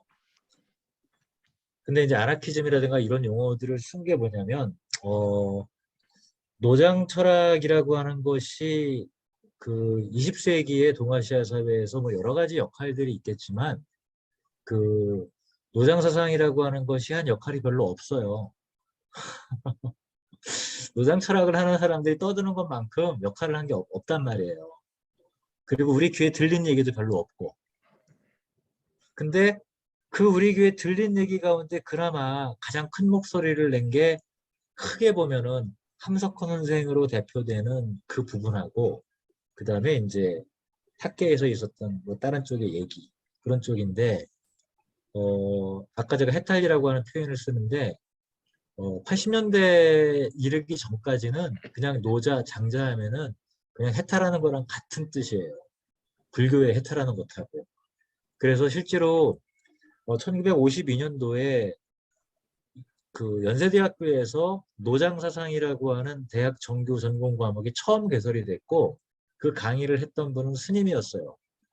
그리고 60년대까지 노자나 장자 텍스트를 주로 강의하고 하시는 분들은 거의 대부분 스님이었어요. 심지어 대학 교수들도 스님들한테 강의 들으러 다녔어요. 노자 장자. 이 전통이 지금도 남아있어요. 그런데 그거 말고 또 다른 전통이 하나가 있는데 바로 크리스찬들이에요. 유영모 선생도 있고 함석헌 선생도 있고 장일순, 이현주 등등 굉장히 다양한 사람들이 있는데 이들의 전통은 또 달라요. 그 내부도 다양하고. 그런데 제가 함석헌 선생에 대해서 이야기하는 그 틀들은 이 함석헌 선생이나 이런 분들의 그 어떤 그 활동 덕분인지 굉장한 공통성을 갖고 있고 그리고 실제로 우리나라의 독서 시장을 실질적으로 장악하고 있는 언술 방식, 저술의 방식 이런 것들은 함석헌 선생의 씨알의 옛글풀이로부터 온다. 사실은 이런 얘기들은 제가 이제 그 학술적인 논쟁이 아니라 문화적인 것까지 포함하는 거기 때문에 그렇게 말씀을 드렸던 거였고 따라서 예를 들면 우리가 알티세를 연구하고 마르크스를 연구해서 현재 문제를 어떻게 해결할 수 있는 정치 공동체를 건설하는 방법의 논리를 함석헌이 장자를 통해서 찾아냈고 그걸 내가 전유하려고 한다. 이게 아니라 저는 그 해석상의 평가를 하고 있는 거예요. 그러니까 저 개인적으로는 우리나라에서 장자 해석에 대해서 가장 커다란 영향을 미친 저술을 꼽으라고 한다면 바로 함석헌의 씨알의 옛글풀이라고 하는 텍스트하고 안동림 선생이 번역하신 장자 두 권을 꼽고 싶어요. 이 두 권의 테두리 바깥에 있는 해석이 없어요. 최근에서야 조금 다른 해석들이 나오기 시작하는데 이제 뭐 물론 이제 저도 이제 젊은 축에 속하니까 저희 세대쯤 오면은 다양한 해석들이 나오기 시작하는데 사실은 많은 사람들이 장자에 대해서 굉장히 많은 논문들을 썼지만 안동림 선생의 장자 완역본의 이해 바깥을 별로 벗어나지 않았다. 학계, 아카데믹 서클에서는. 하지만 그보다 훨씬 넓은 저변을 갖고 있고 불교적인 해석이 더 중심적이고 그것은 세심서, 마음을 닦는 수양서로 노자와 장자가 읽혔는데 함석헌은 생활 공동체의 논의를 이야기하는 대단히 정치적이고 실천적인 텍스트로 노자, 장자라는 텍스트를 바꿔놨다. 그래서 80년대 환경운동을 하는 분들이 돌가에 기웃거리고 노장 사상에 관심을 갖게 되고 이런 일들이 일어난 거다. 이제 이런 얘기를 한 거예요. 따라서 제 얘기는 미래 비전을 위한 노력이라기보다는 이런 함석헌의 이런 그 해석학적 전략이라든가 이런 것들을 좀 드러내고자 했던 거고 그리고 함석헌이 말하는 노자와 장자에 대한 이해가 우리 모두가 공유하고 있는 해석이지 그 강단에 있었던 연구자들이 했던 해석이 우리 사회에서 공유되었던 그 해석이 아니었다라고 하는 것을 객관적으로 밝히고 싶었던 거였죠. 거기서 한마디만 좀 제가 보충 질문을 한다면 김지 선생님의 그 말씀은 충분히 이해가 되고 또 만약에 전 동양철 전공자가 아니기 때문에 제 스스로가 그게 정말 팩트야 이렇게 말할 수는 없는 것이고, 근데 만약에 그것을 이제 김지현 선생님의 의견을 제가 수용한다면 굉장히 놀라운 일일 수도 있고, 동양철학 전공자들이 정말 현실의 도전에 대해서 너무 안일하게, 너무 아까 무슨 무당파 완전히 뭐라 그랬죠? 무근파, 그러니까 정치에 대해서 완전히 무관심.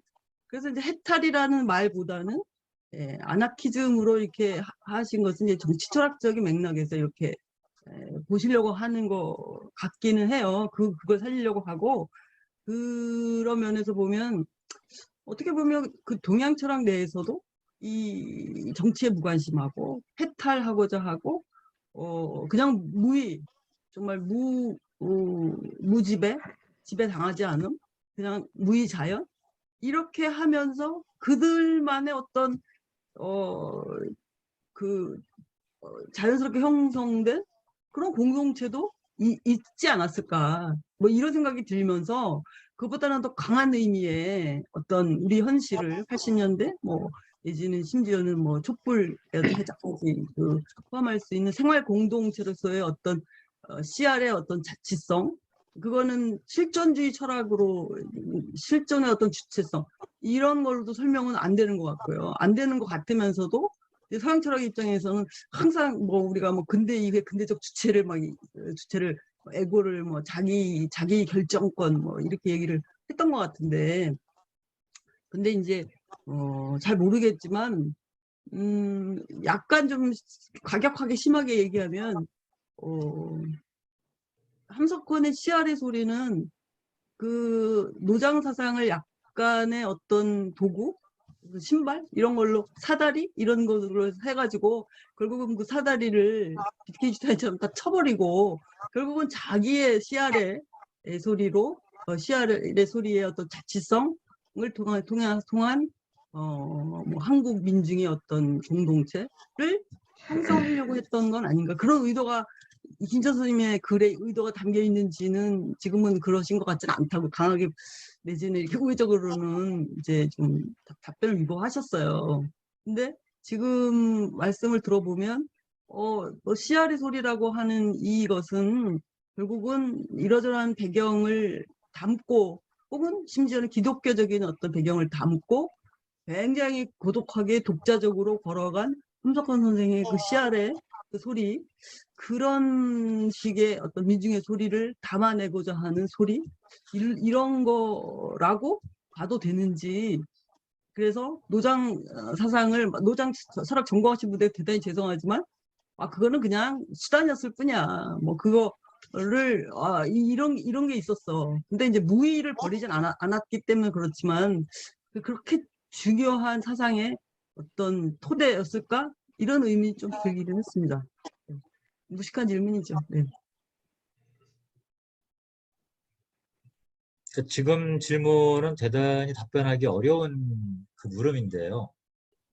그러니까 예를 들면 우리가 어떤 철학자를 평가를 할 때 예컨대 칸트처럼 정연한 철학적 체계를 세운 사람이 위대한 거냐, 아니면 그 논리적 정합성이라든가 체계는 조금 덜하다 하더라도 실제로 현실에서 막강한 영향력을 행사하면서 사회의 진보에 엄청난 기여를 했다라고 하는 점에서 위대하다고 평가를 할 거냐라고 묻는다면 우리는 어느 쪽이 더 위대하다라고 말하기가 상당히 이제 애매해지지 않습니까? 그와 같은 종류의 그 물음일 수 있어요. 그러니까 제가 예를 들면은 들레즈가 스피노자를 재발견함으로써 자기의 철학을 만들어냈잖아요. 그러니까 저는 지금 뭘 하고 있는 거냐면 함석헌을 재발견함으로써 K 철학을 구축하고 있는 거예요. 무슨 얘기냐면 장자라고 하는 텍스트는 이러저러한 사상들이 담겨있는 철학책이야 라는 합의가 있는 것처럼 보이는데, 제가 공부를 해보니까 중국 애들이 떠드는 장자랑 제가 알고 있는 장자랑 너무 다른 거예요. 그리고 같은 한국 내부에서도 누구 책을 읽었는가에 따라서 장자에 대한 해석이 굉장히 달라요. 그런데 학계에서도 만나보고 일반 시민들도 만나보고 많이 돌아다녀 보니까 우리 사회의 상식적인 노자 장자 이해는 사람들이 많이 비난하는 혹은 비판하는 함석헌이나 김용옥 같은 이런 사람들이 이야기해왔던 쪽이 훨씬 더 광범위한 이해를 갖고 있는 거예요. 그러니까 따라서 내가 모 대학에서 노장 철학을 전공한 어떤 교수님 밑에서 그 양반 강의를 들었는데 이게 아니라 저는 그런 의미에서 객관적인 입장에서 평가를 하는 거고 그런 논의들을 보니까 그 가운데서 가장 그 이전의 전근대 시대의 노자와 장자를 읽었던 여러 해석의 방식들 가운데서 함석헌 선생이 모던하면서도 가장 혁신적이고 평가해 줄 만한 새로움이 가장 많더라. 그리고 함석헌을 읽다 보면 그게 우리의 20세기 역사와 같이 즉 노자와 장자가 춘추 전국시대의 노자 장자가 아니라 지금 우리들과 유관한 노자와 장자로 만들었던 사람은 유일하게 함석헌밖에 없었다. 이런 얘기를 하고 있는 거예요. 그래서 제가 아까 얘기했던 것처럼 장소성을 얘기하고 텍스트의 주체를 얘기했던 것이 바로 그거예요. 그러니까 2500년 전에 노자의 사상을 함석헌이 재발견해서 그걸 가져와 가지고 이런 게 아니라 조금 더 좀 그보다는 그 좀 아래 단계지만 훨씬 더 커다란 접근. 그래서 저는 위대한 철학 체계라기보다는 상식, 우리 시대의 건전한 상식이라고 하는 것 이런 것들을 지금 실제로 중국에서 노자 장자를 가지고 논의하는 수준이 제가 어제 기회가 되면 이제 그런 얘기도 한번 해보고 싶은데 줘야 해요. 시진핑 때문에 말도 안 되게. 그 심지어 무슨 생각이 드냐면 내가 이런 글들을 석박사 과정 때 무지하게 열심히 읽었는데 쓸데없는 짓 했네. 이런 후회가 막급하게 들어요. 그러니까 북경대학교에서 노자장자를 떠드는 걔들이 제가 보기엔 저보다 한참 낮은 수준으로 보인다는 뜻입니다. 이건 오만한 얘기가 아니라 그거는 저의 독선적인 얘기를 하는 것이 아니라 한국에서 학술적인 활동을 하는 사람들이 훨씬 더 자유롭고 그리고 권력의 눈치를 보거나 이런 것 없이 자기 입장과 의견과 논의를 갈무리하기 위해서 치열한 노력하는 그 수준에서 보면 걔네들은 이 말하면 공안이 오지 않을까 이런 정도의 고민하고 상당히 차원이 다른 방식의 학술을 하고 있다는 점에서 우리가 훨씬 더 건전하다 이렇게 좀 말을 하고 싶은 거죠.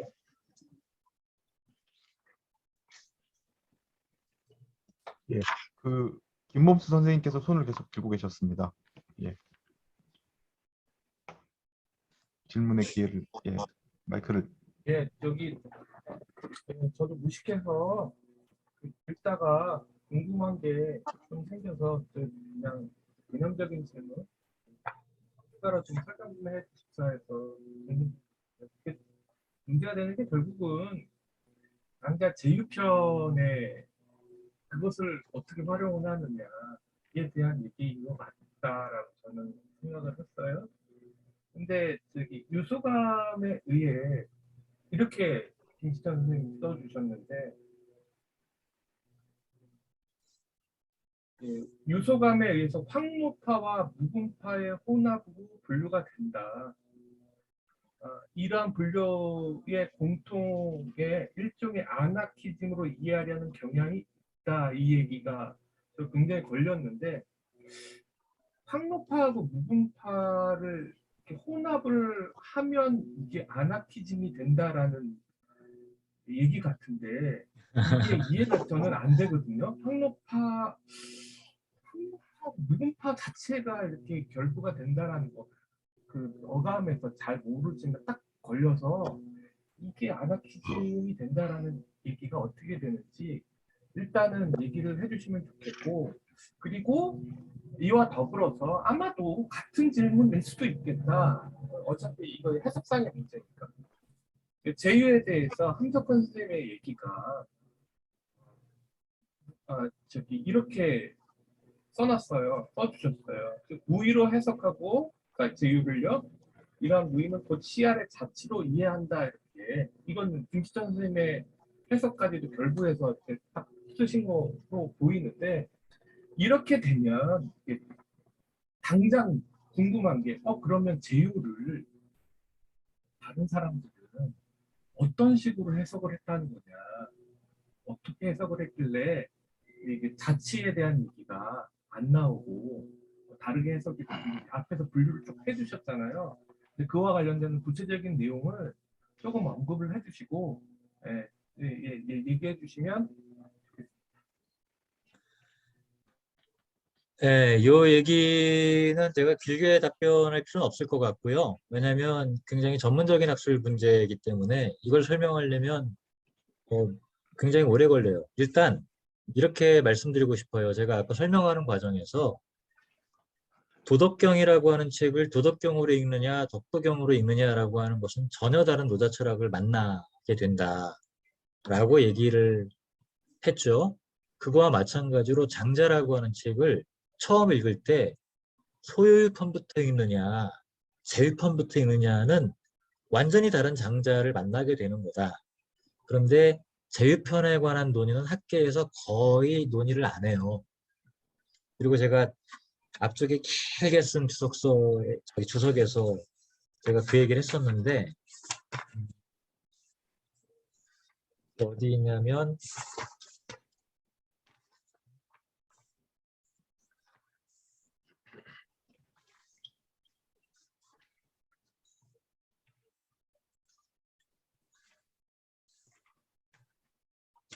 그 주가 못 찾겠네. 그 뭐지?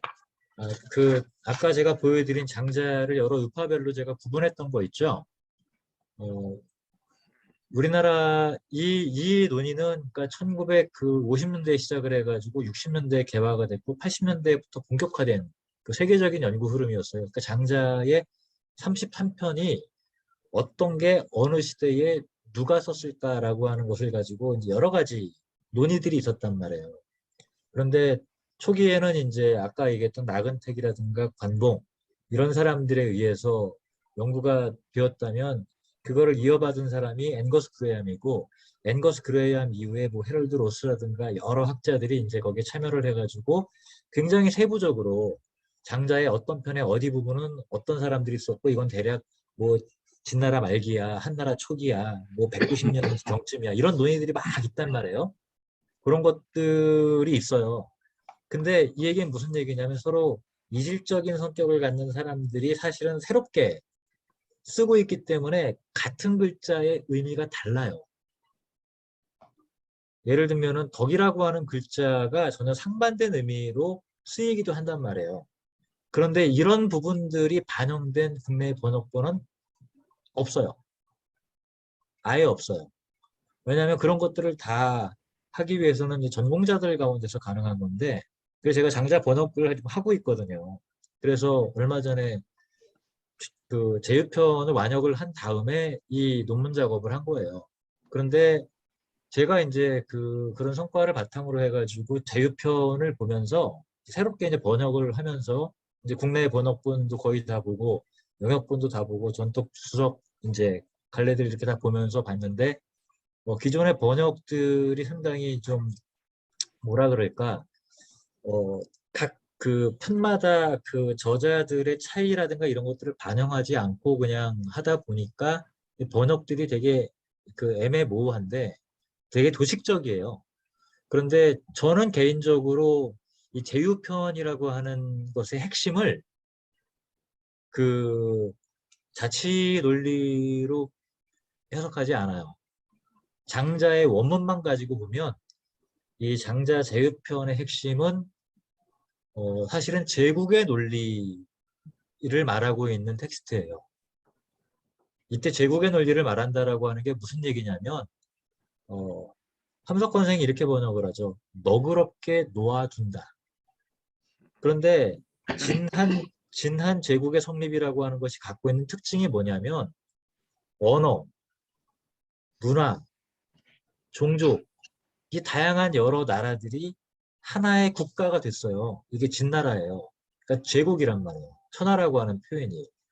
그 천하를 어떻게 다스릴 것인가라고 하는 것을 둘러싸고 세 집단이 전쟁을 벌입니다.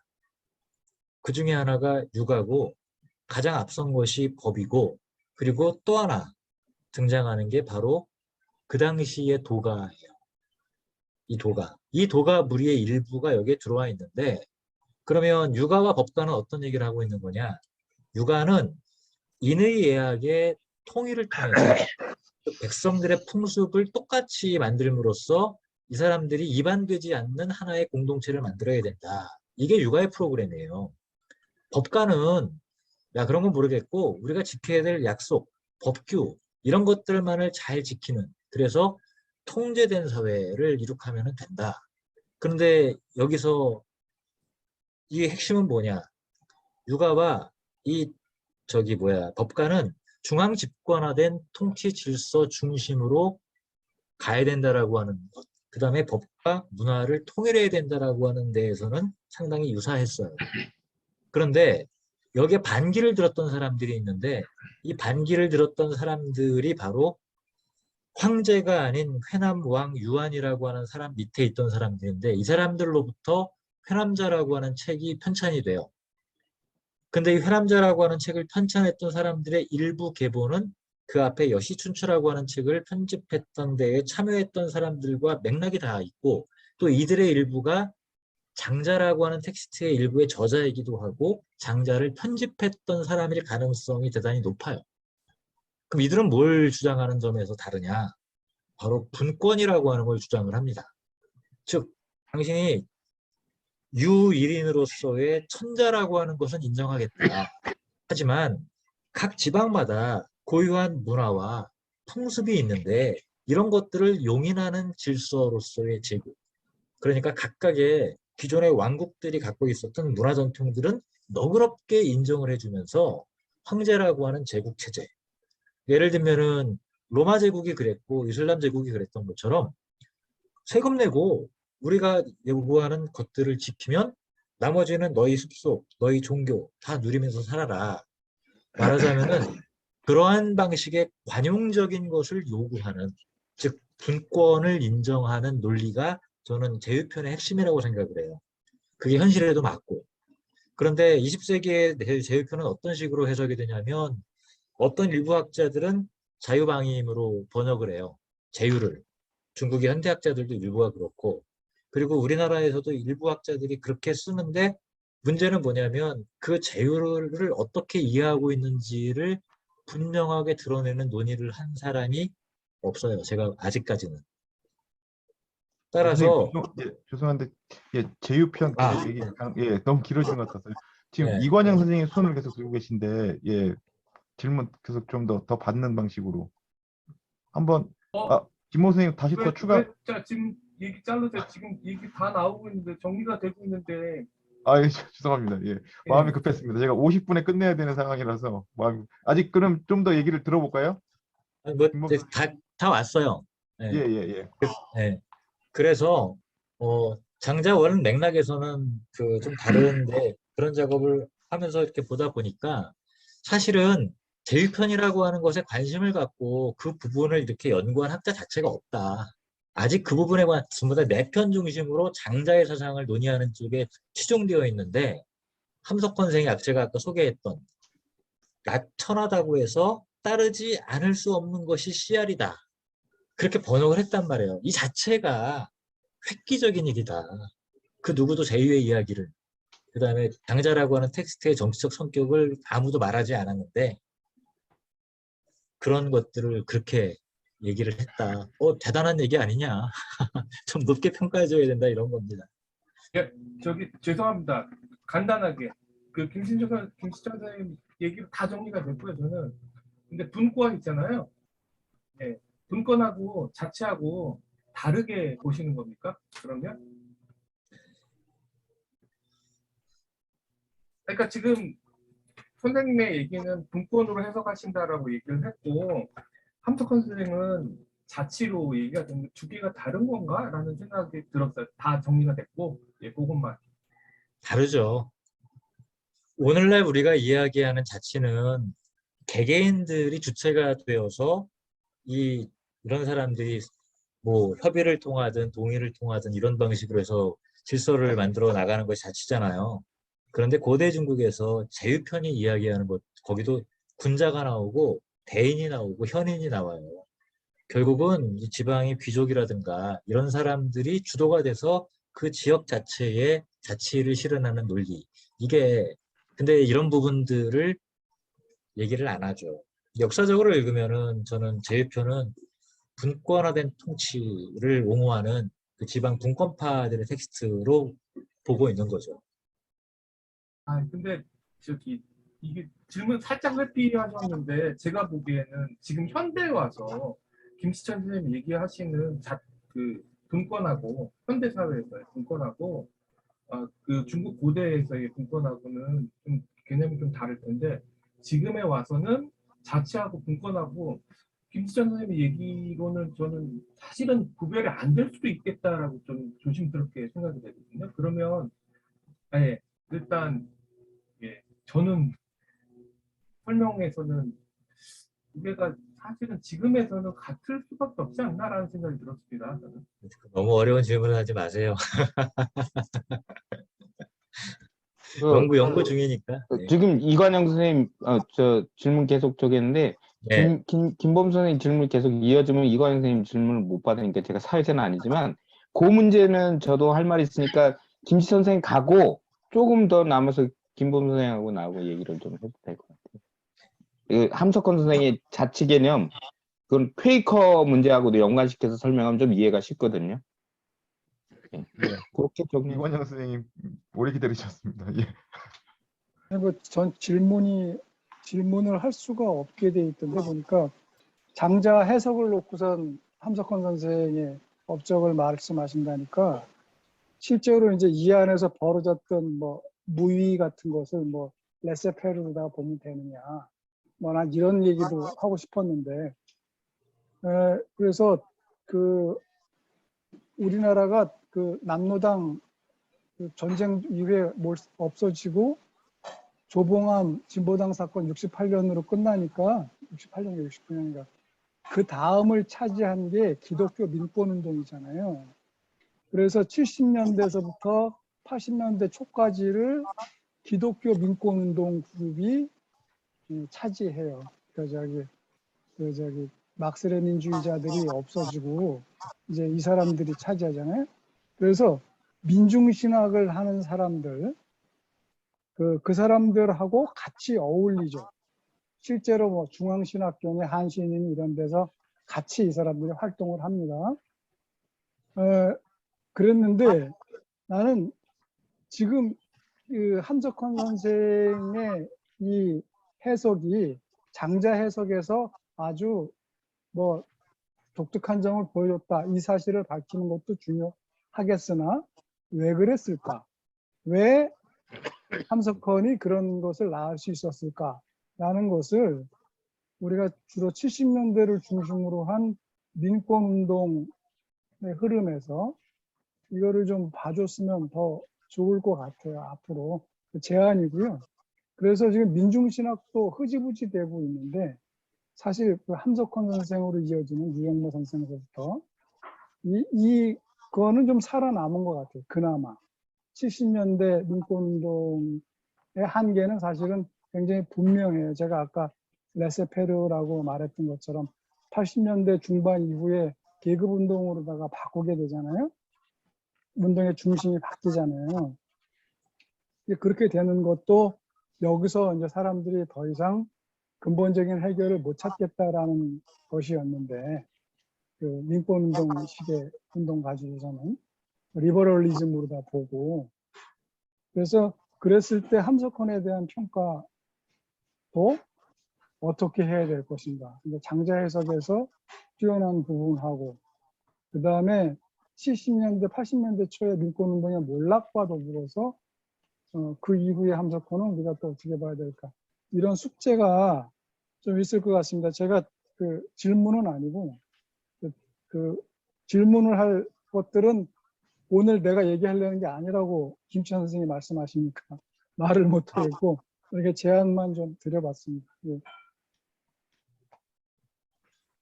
예, 혹시 그 박정환 선생님까지 질문을 듣고 김치현 선생님께서 두 분의 두 선생님의 질문이든 의견 제시 등에 대한 그 답변을 듣도록 하겠습니다. 예, 박정환 선생님. 네, 별로 중요한 건 아니고 김지현 선생님 제목에 아나키즘에서라고 아나키즘을 굉장히 크게 박아놓고 중간에도 아마 그 무군파라는 걸 아나키즘으로 해석하는데 사실 아나키즘은 19세기에 형성된 서양 사상이거든요.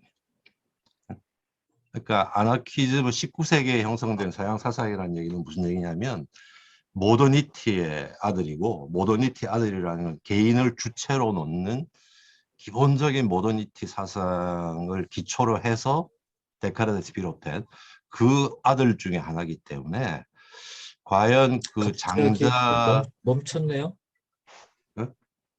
장자를 저만은 안 들리. 뭐 잘 안 들려요?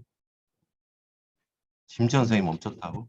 예, 김치천 선생님이 멈추신 것 같아요. 들리겠죠. 것 같습니다. 예. 그래서 그거를 뭐 아나키즘과 일정 정도 유사성이나 이런 게 있겠지만 그 장자의 앞에 해석을 그 사람들이 무군파라고 불렀다고 일종의 아나키즘이라고 놓는 게 타당한지는 한번 검토해서 배우실 필요가 있겠다. 과연 장자의 무의자연에 대한 이전의 해석이 서양의 19세기적인 근대적인 개인의 주체, 절대성 이런 것들을 전제하는 것인지 사회 이전에 존재하는 개별 개인의 확립 이런 것들이 과연 그 시대 중국에 전제가 되어 있던 것인지 하는 게 좀 문제거리가 될 수 있기 때문에 상식적으로는 그럴까 하는 생각이 들거든요. 그러니까 어떤 특별한 해석을 하지 않는 이상은 따라서 아나키즘의 어떤 측면과 일정 정도 유사성이 있을 수는 있지만 그걸 아나키즘이라 놓는 것은 굉장히 좀 위험한 해석 내지 이론적으로 문제가 될 수 있는 제목부터 그렇게 나오니까 그건 좀 서양 철학 전공자 입장에서는 이거 이래도 되나 하는 생각이 좀 드는 거예요. 그래서 코멘트를 합니다.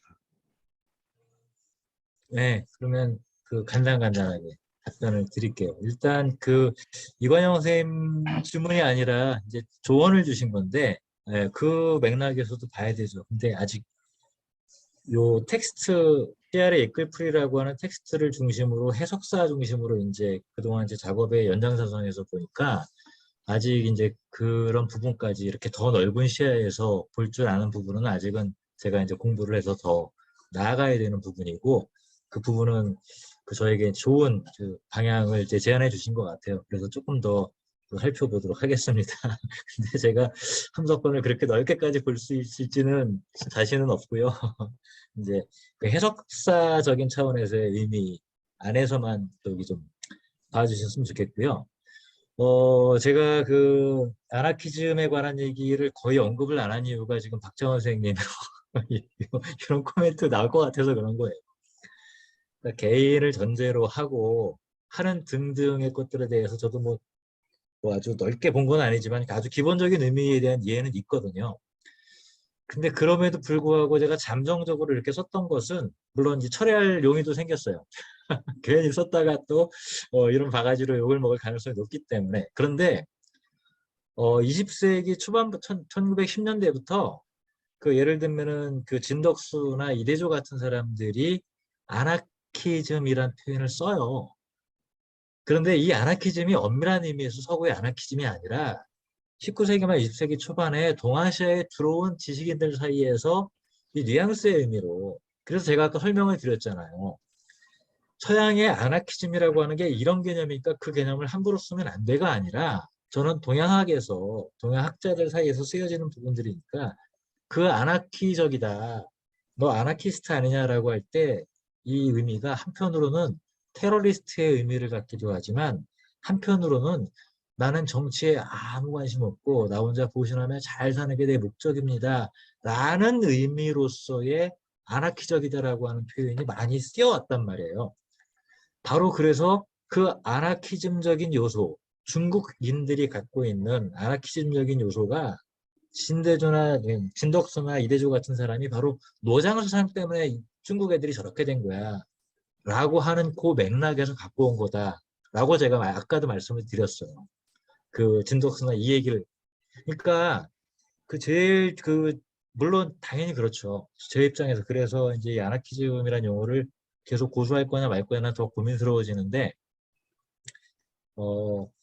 서구의 어떤 용어가 출발점이 이렇다 할 때 당연히 제가 그런 분들까지 독자에 염두에 둘 때 그거를 고려해서 쓰는 게 맞겠지만 동아시아에서 서구적 용례의 개념들이 반드시 그런 것들을 공유하고 쓰는 것이 아니라 대단히 제한적인 방식으로 쓰이는 경우도 있다. 물론 이런 것들은 또 이걸 각주로 달고 설명해서 또 하려면 또 그 자체가 너무 번거로워요. 그래서 제가 아예 생략을 해버린 건데 아무래도 또 거센 걸 보니까 바꿀게요. 제목에서는 바꾸고 부분적인 논의에서만 그런 것들을 제가 쓰는 게 낫겠다라는 생각이 드네요. 예, 역시 무섭습니다. 어쨌든 고맙습니다. 예, 시간이 김지현 선생님 나가실 시간이 5분 남았거든요. 짧은 질문 하나 더 받을 수 있을 것 같긴 한데요. 혹시 다른 선생님들 가능하실까요? 계실 때 막 예, 더 뽑아먹고 보내야 될 것 같습니다. 혹시 다른 선생님들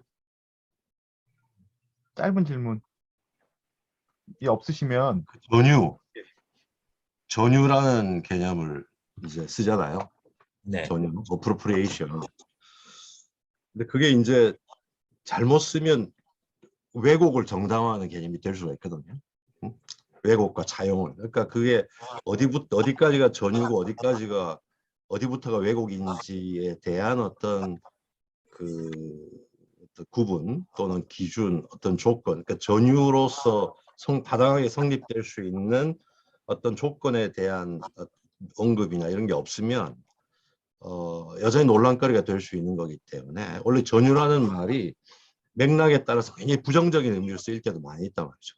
네, 그러니까 그냥 아전인수와 똑같은 얘기로 쓰일 수도 있고 그럴 바에는 차라리 자기 주장을 하면 되는 건데 결국 그렇게 하는 것은 그걸 A를 이미 A에 대한 해석의 지배권을 갖고 있는 사람들한테 왜곡이지만 다른 해석을 제시함으로써 해석의 문제가 아니고 권력의 문제 차원에서 사실은 쟁점이 되는 경우들이 있을 건데 따라서 전유라는 것을 이게 일종의 진리를 향해 가는 어떤 방법으로 놓을 건지 오히려 거짓이지만 기존 권력에 대한 저항의 방법으로 놓을 건지는 전유라는 개념이 완전히 달라지기 때문에 김수현 선생은 어쨌든 진리를 향하는 어떤 해석 방법의 하나로 해석이라기보다는 해석과는 좀 다르지만 진리를 향하는 방법의 하나로 주장하는 듯한 느낌이 강한데 어찌 보면 뭐 그게 아니라 니네 얘기는 틀려 방구뻥 하는 얘기처럼 들릴 수도 그런 방법도 이 전유라는 방법이 될 수도 있기 때문에 그 전유라는 방법에 대해서 앞에 논문에 썼다니까 그런데 좀 이게 과연 학문 방법이냐 하는 문제 제기가 난 좀 할 것 같아. 나는 나 같으면 좀 할 것 같은데 한번 고민해 보시기 바랍니다. 네, 맞습니다. 그 위험성 있는 그 것이라는 거를 알고도 썼는데, 근데 그런 용어를 통해서 설명하지 않으면 함석헌의 고전 해석을 정당화할 방법이 없어요. 논리적인 부분도 있지만 논리적이지 않고 대단히 직관적이고 그다음에 현원적이고 그런 방식의 또 글 형태 자체가 그렇게 돼 있잖아요. 어떤 면에서는 사실은 시아레 소리에 연재한 글들은 고전을 연구하고 해석해서 논의한 글이라기보다는 제가 아까 설명드렸던 것처럼 팜플렛에 가까운 방식의 글의 성격을 갖고 있기 때문에 그거를 학문적으로 정당화하려다 보니까 어쩔 수 없이 동원하게 된 개념이 전유. 이제 아까 말씀하신 것처럼 아전인수까지 정당화할 수 있는 여지가 내가 실제로 내가 저 고등학교 때 부산에서 함석헌 선생 강의를 들었는데 네, 선생이 바가밧기타 강의하는 거 들었는데 본인이 바가밧기타에 대한 해석이 아니라고 얘기했어요. 내 얘기를 하기 위해서 얘를 지금 갖고 와서 이렇게 하는 거지. 내가 뭐 바가밧기타에 대해서 여러분한테 알려주려는 게 아니다. 이렇게 하시고 그때도. 네. 오늘 제가 그 얘기를 들었어요. 그 옆에 연구실에 그 심재관 교수라고 팔리어 산스크리트어 잘하는 인도 고전학자가 있거든요. 근데 오늘 하필이면 제가 막 쓰는 걸 보더니 뭐예요 그래가지고 함석헌 논문 쓴다고 그냥 바가바드 기태에 대한 해석은 동의하기 어려운데 그렇게 얘기를 해석이 하고, 아니 본인이 해석이 아니라고 얘기하고 네. 하시는데 동양고전에 대해서도 마찬가지. 근데 이분이 산스크리트어나 팔리어는 모르지만 한문은 굉장히 잘 알았던 건 분명하거든요. 그래서 또 무작정이라고만 말할 수 없는 부분들이 꽤 있다라고 하는 점도 또 있어요. 어쨌든 간에 저는 시간상 이제 맞추지 않으면 안 되기 때문에, 예. 오늘 선생님들 대단히 감사드리고요. 고맙습니다. 저는 1시간 때문에 바로 나가보겠습니다. 고맙습니다. 수고하셨습니다. 아, 고맙습니다. 고맙습니다. 많이 배웠습니다. 예, 김희찬 잠깐 선생님 아까 발표자는 나갔지만 이제 안 네. 계시지만 또 편안하게 예, 비판하시면 되고 편안하게 할 김범 얘기 하시면 선생님 될 것 같아요. 예, 근데 오랫동안 아니고 한 10분 정도 네. 나머지 예, 못 나는 얘기 아니, 하시면 간단하게 할게. 분권하고 자치가 김범 선생은 결국 같은 거 아니냐. 그걸 왜 애써 구분 짓느냐. 이런 것 같아요. 그러니까 우리가 일반 어떤 정치학적인 용어로 치면 그런 문제적인 충분히 가능할 것 같아요. 근데 애써 함석헌 선생에게서 자치하고 분권이 다르겠냐. 사실 직접적인 언급은 내가 본 바로는 없어요. 근데 그 분권이라는 개념이 좀 제도화된 권력 분점, 그게 지역적이든 정치 단위든 아니면 권력 기관의 문제든 이 분권이라는 문제 제도화된 용어라면 함석헌 선생의 자치 개념은 분권하고 좀 다른 건 사실일 거예요. 왜냐면 그 모델이 퀘이커 공동체를 보면 알 수 있어요. 그 퀘이커 공동체는 정치 공동체는 아니거든요. 삶의 공동체이긴 하고 종교적 공동체이긴 한데 정치적인 단위로서 권력과 결합될 수 있는 용어로 말할 수 있는 공동체는 아닌 거예요. 그러니까 분권이란 말에도 이미 권력의 분점이라는 것이 있잖아요. 그래서 그런 점의 뉘앙스의 차이는 분명히 존재한다. 그리고 함석헌 선생이 제도적인 치장들, 옷 이런 것들은 사실 시야를 덮는 것들이라고 봤기 때문에 정치학적인 의미의 제도적 분권 이런 것이라면 엄연히 다르지 않을까, 자치와 뭐 이런 저는 그런 생각을 좀 합니다. 제가 그 경기연구원에 근무를 했었잖아요. 예. 제가 지방자치 그 연구를 했었는데 그 행정학에서도 자치하고 그 분권은 달라요. 그러니까 주로 이제 도의회라든가 지방의회에서 요구하는 건 분권이에요. 중앙정부가 가지고 있던 권한을 자기한테도 달라는 거예요. 그리고 자치는 그 차원이 좀 다르죠. 그래서 이제 분권을 하면 자기가 시도해서 그 자치를 할 수 있겠다라고 말을 하지만 실제로 이 사람들의 포커싱은 분권에 있는 거거든요. 근데 자치는 다른 거죠. 그거랑. 자치는 꼭 정부 단위로 해서 되는 것은 아니에요. 분권도 그렇게 볼 수 있겠지만 현재 말하고 있는 의미에서 분권은 그게 아니라 중앙정부가 가지고 있는 거를 근데 지방정부가 아니 수행해 나는 달라는 김범생 의견에 동의하는데 제가 먼저 얘기하면 안 될까요? 이게 이거 지금 전제가 좀 잘못되어 있어서 좀 얘기를 할게요. 제가 지금 그 권력기구 장치, 그 권력 장치에 대한 비판의 형태로 나누어져서 그것을 그러니까 무정부주의라고 하는 아니면 아나키스트라고 하는 그 방식에 대한 내용을 전제에 두고서 지금 지금 함석헌 선생의 사상을 놓고서 제가 분권하고 자치가 이게 구별이 그렇게 되면 안 되는 것 아니냐고 제가 질문을 했고요. 그러니까 행정적으로 분권하고 자치하고 구별이 된다라든가 이런 식의 얘기는 분명히 아니었어요. 저는. 그래서 지금 현대에 와서 현대적인 그 국가 권력 장치에서 알투세르가 얘기하는 또는 제가 개인적으로 코트 부르주아지들의 얘기 속에서 이루어지는 국가 장치에 대해서 그 장치에 대해서 해체시키고 났을 때의 얘기를 가정해 두고 근데 함석헌 선생님도 그 방식에서 얘기가 됐다라고 저는 가정을 하고 그리고 나서 분권하고 자치에 대한 개념 자체가 없지 않느냐. 더군다나 앞에서 제가 지금 굉장히 헷갈렸던 게 황노학하고 무근정치하고 같이 묶어놓고 얘기를 한다라고 그리고 나서 또 제휴편을 좀 설명을 하면서 그 얘기를 한다라는 게 저는 좀 납득이 안 된다라는 차원에서 얘기를 했던 거니까 그 부분은 굳이 얘기 안 해주셔도 그거는 충분히 알겠습니다. 예.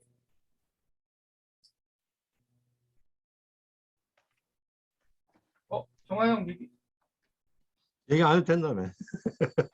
아니 아니 분권하고 자치는 맥락이 다른 개념이기 때문에 네. 분권이 아닌 국가 전체의 민주주의도 자치지 원래는 내세우는 게 인민에 의한 인민의 자치잖아. 그러니까 그 자치 분권 예를 들면 분권해도 지방 토들이 지배하는 것은 분권이잖아. 어차피 그게 그러니까 분권과 자치가 양립될 수 있는 개념이 아니고 차원이 다른 개념이기 때문에 근데 일단 지금 이 자치라는 게 예를 들면 민주주의도 원래는 지배자에 의한 게 아니라 인민에 의한 전체의 자치 개념이 이상이었는데 그 전체 자치라는 게 결국에는 다시 소수에 의한 지배로 가게 되니까 분권을 해서 실제로 자치가 가능한 사이즈로 쪼개자라는 얘기를 할 수밖에 없는 거고 실제로 무정부주의자들도 그래서 분권 얘기를 꺼낸단 말이에요. 무정부주의자들도 무정부주의자들 실제로는 어떻게 구성할 거냐 그러면 분권을 요구하고 분권이 돼야 자치 가능한 사이즈가 된다고 생각하기 때문에 따라서 분권과 자치는 레벨은 다른데 실제 자치가 이루어지기 위해서는 그 사이즈로 자르는 분권이라는 요소가 하나의 조건으로 현실적으로는 행정적으로는 들어갈 수밖에 없다고 실제로 19세기 아나키스트도 생각했기 때문에 그런 의미는 분권과 자치가 개념적으로는 다르지만 실제로 분권이 자치의 하나의 현실적으로는 전제 조건으로 작용할 수밖에 없다 이렇게 볼 수 있을 것 같은데 내 생각에는. 예, 제가 한천에서 요 바지를 얻어먹는 것 중에 하나가 제가 좀 막스보다는 오히려 부정부주의에 가까운 것 같다라는 생각을 좀 많이 했어요. 제 스스로의 성향이. 근데 박정환 선생님이 얘기하는 거 진짜 똑같이 생각을 하고 있거든요.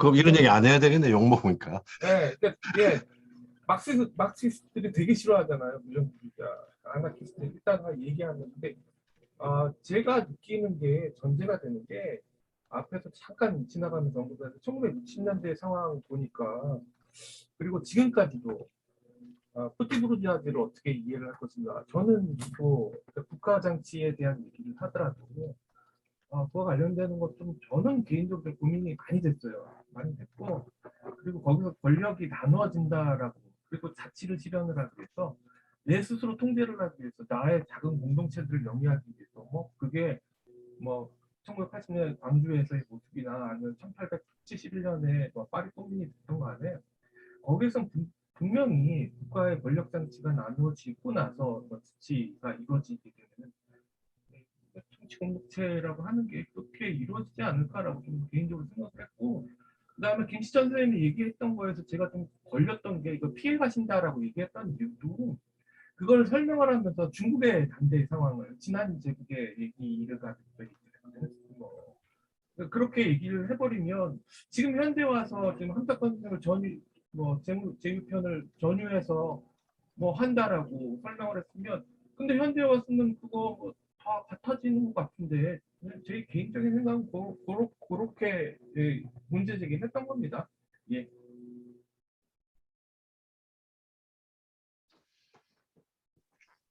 예,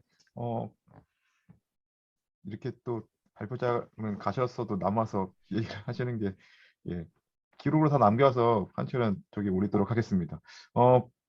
끝내기 앞서서 9월 27일에도 원래 발표가 예정되어 있습니다. 9월 원래 발표에는 김성호 선생님께서 하이데거 나치 참여에 대한 비판적 해석, 이 비판에 대한 발표를 해주시기로 하셨거든요. 또 흥미로운 주제니까 꼭 참석해 주시길 부탁드리도록 하겠습니다.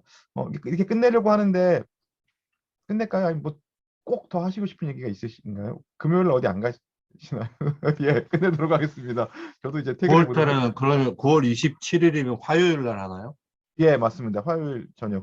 그때는 또 발표자께서 토론자 2명을 꼭 섭외해달라고 하셔서 발표 하나에 토론자가 2명이나 있습니다. 그래가지고 조금 시간 맞추기가 힘들어서 화요일로 몇 시에 정해졌습니다. 하나요? 오후에 하나요? 저녁에 하나요? 오후에 하고요. 6시로 예정되어 있습니다.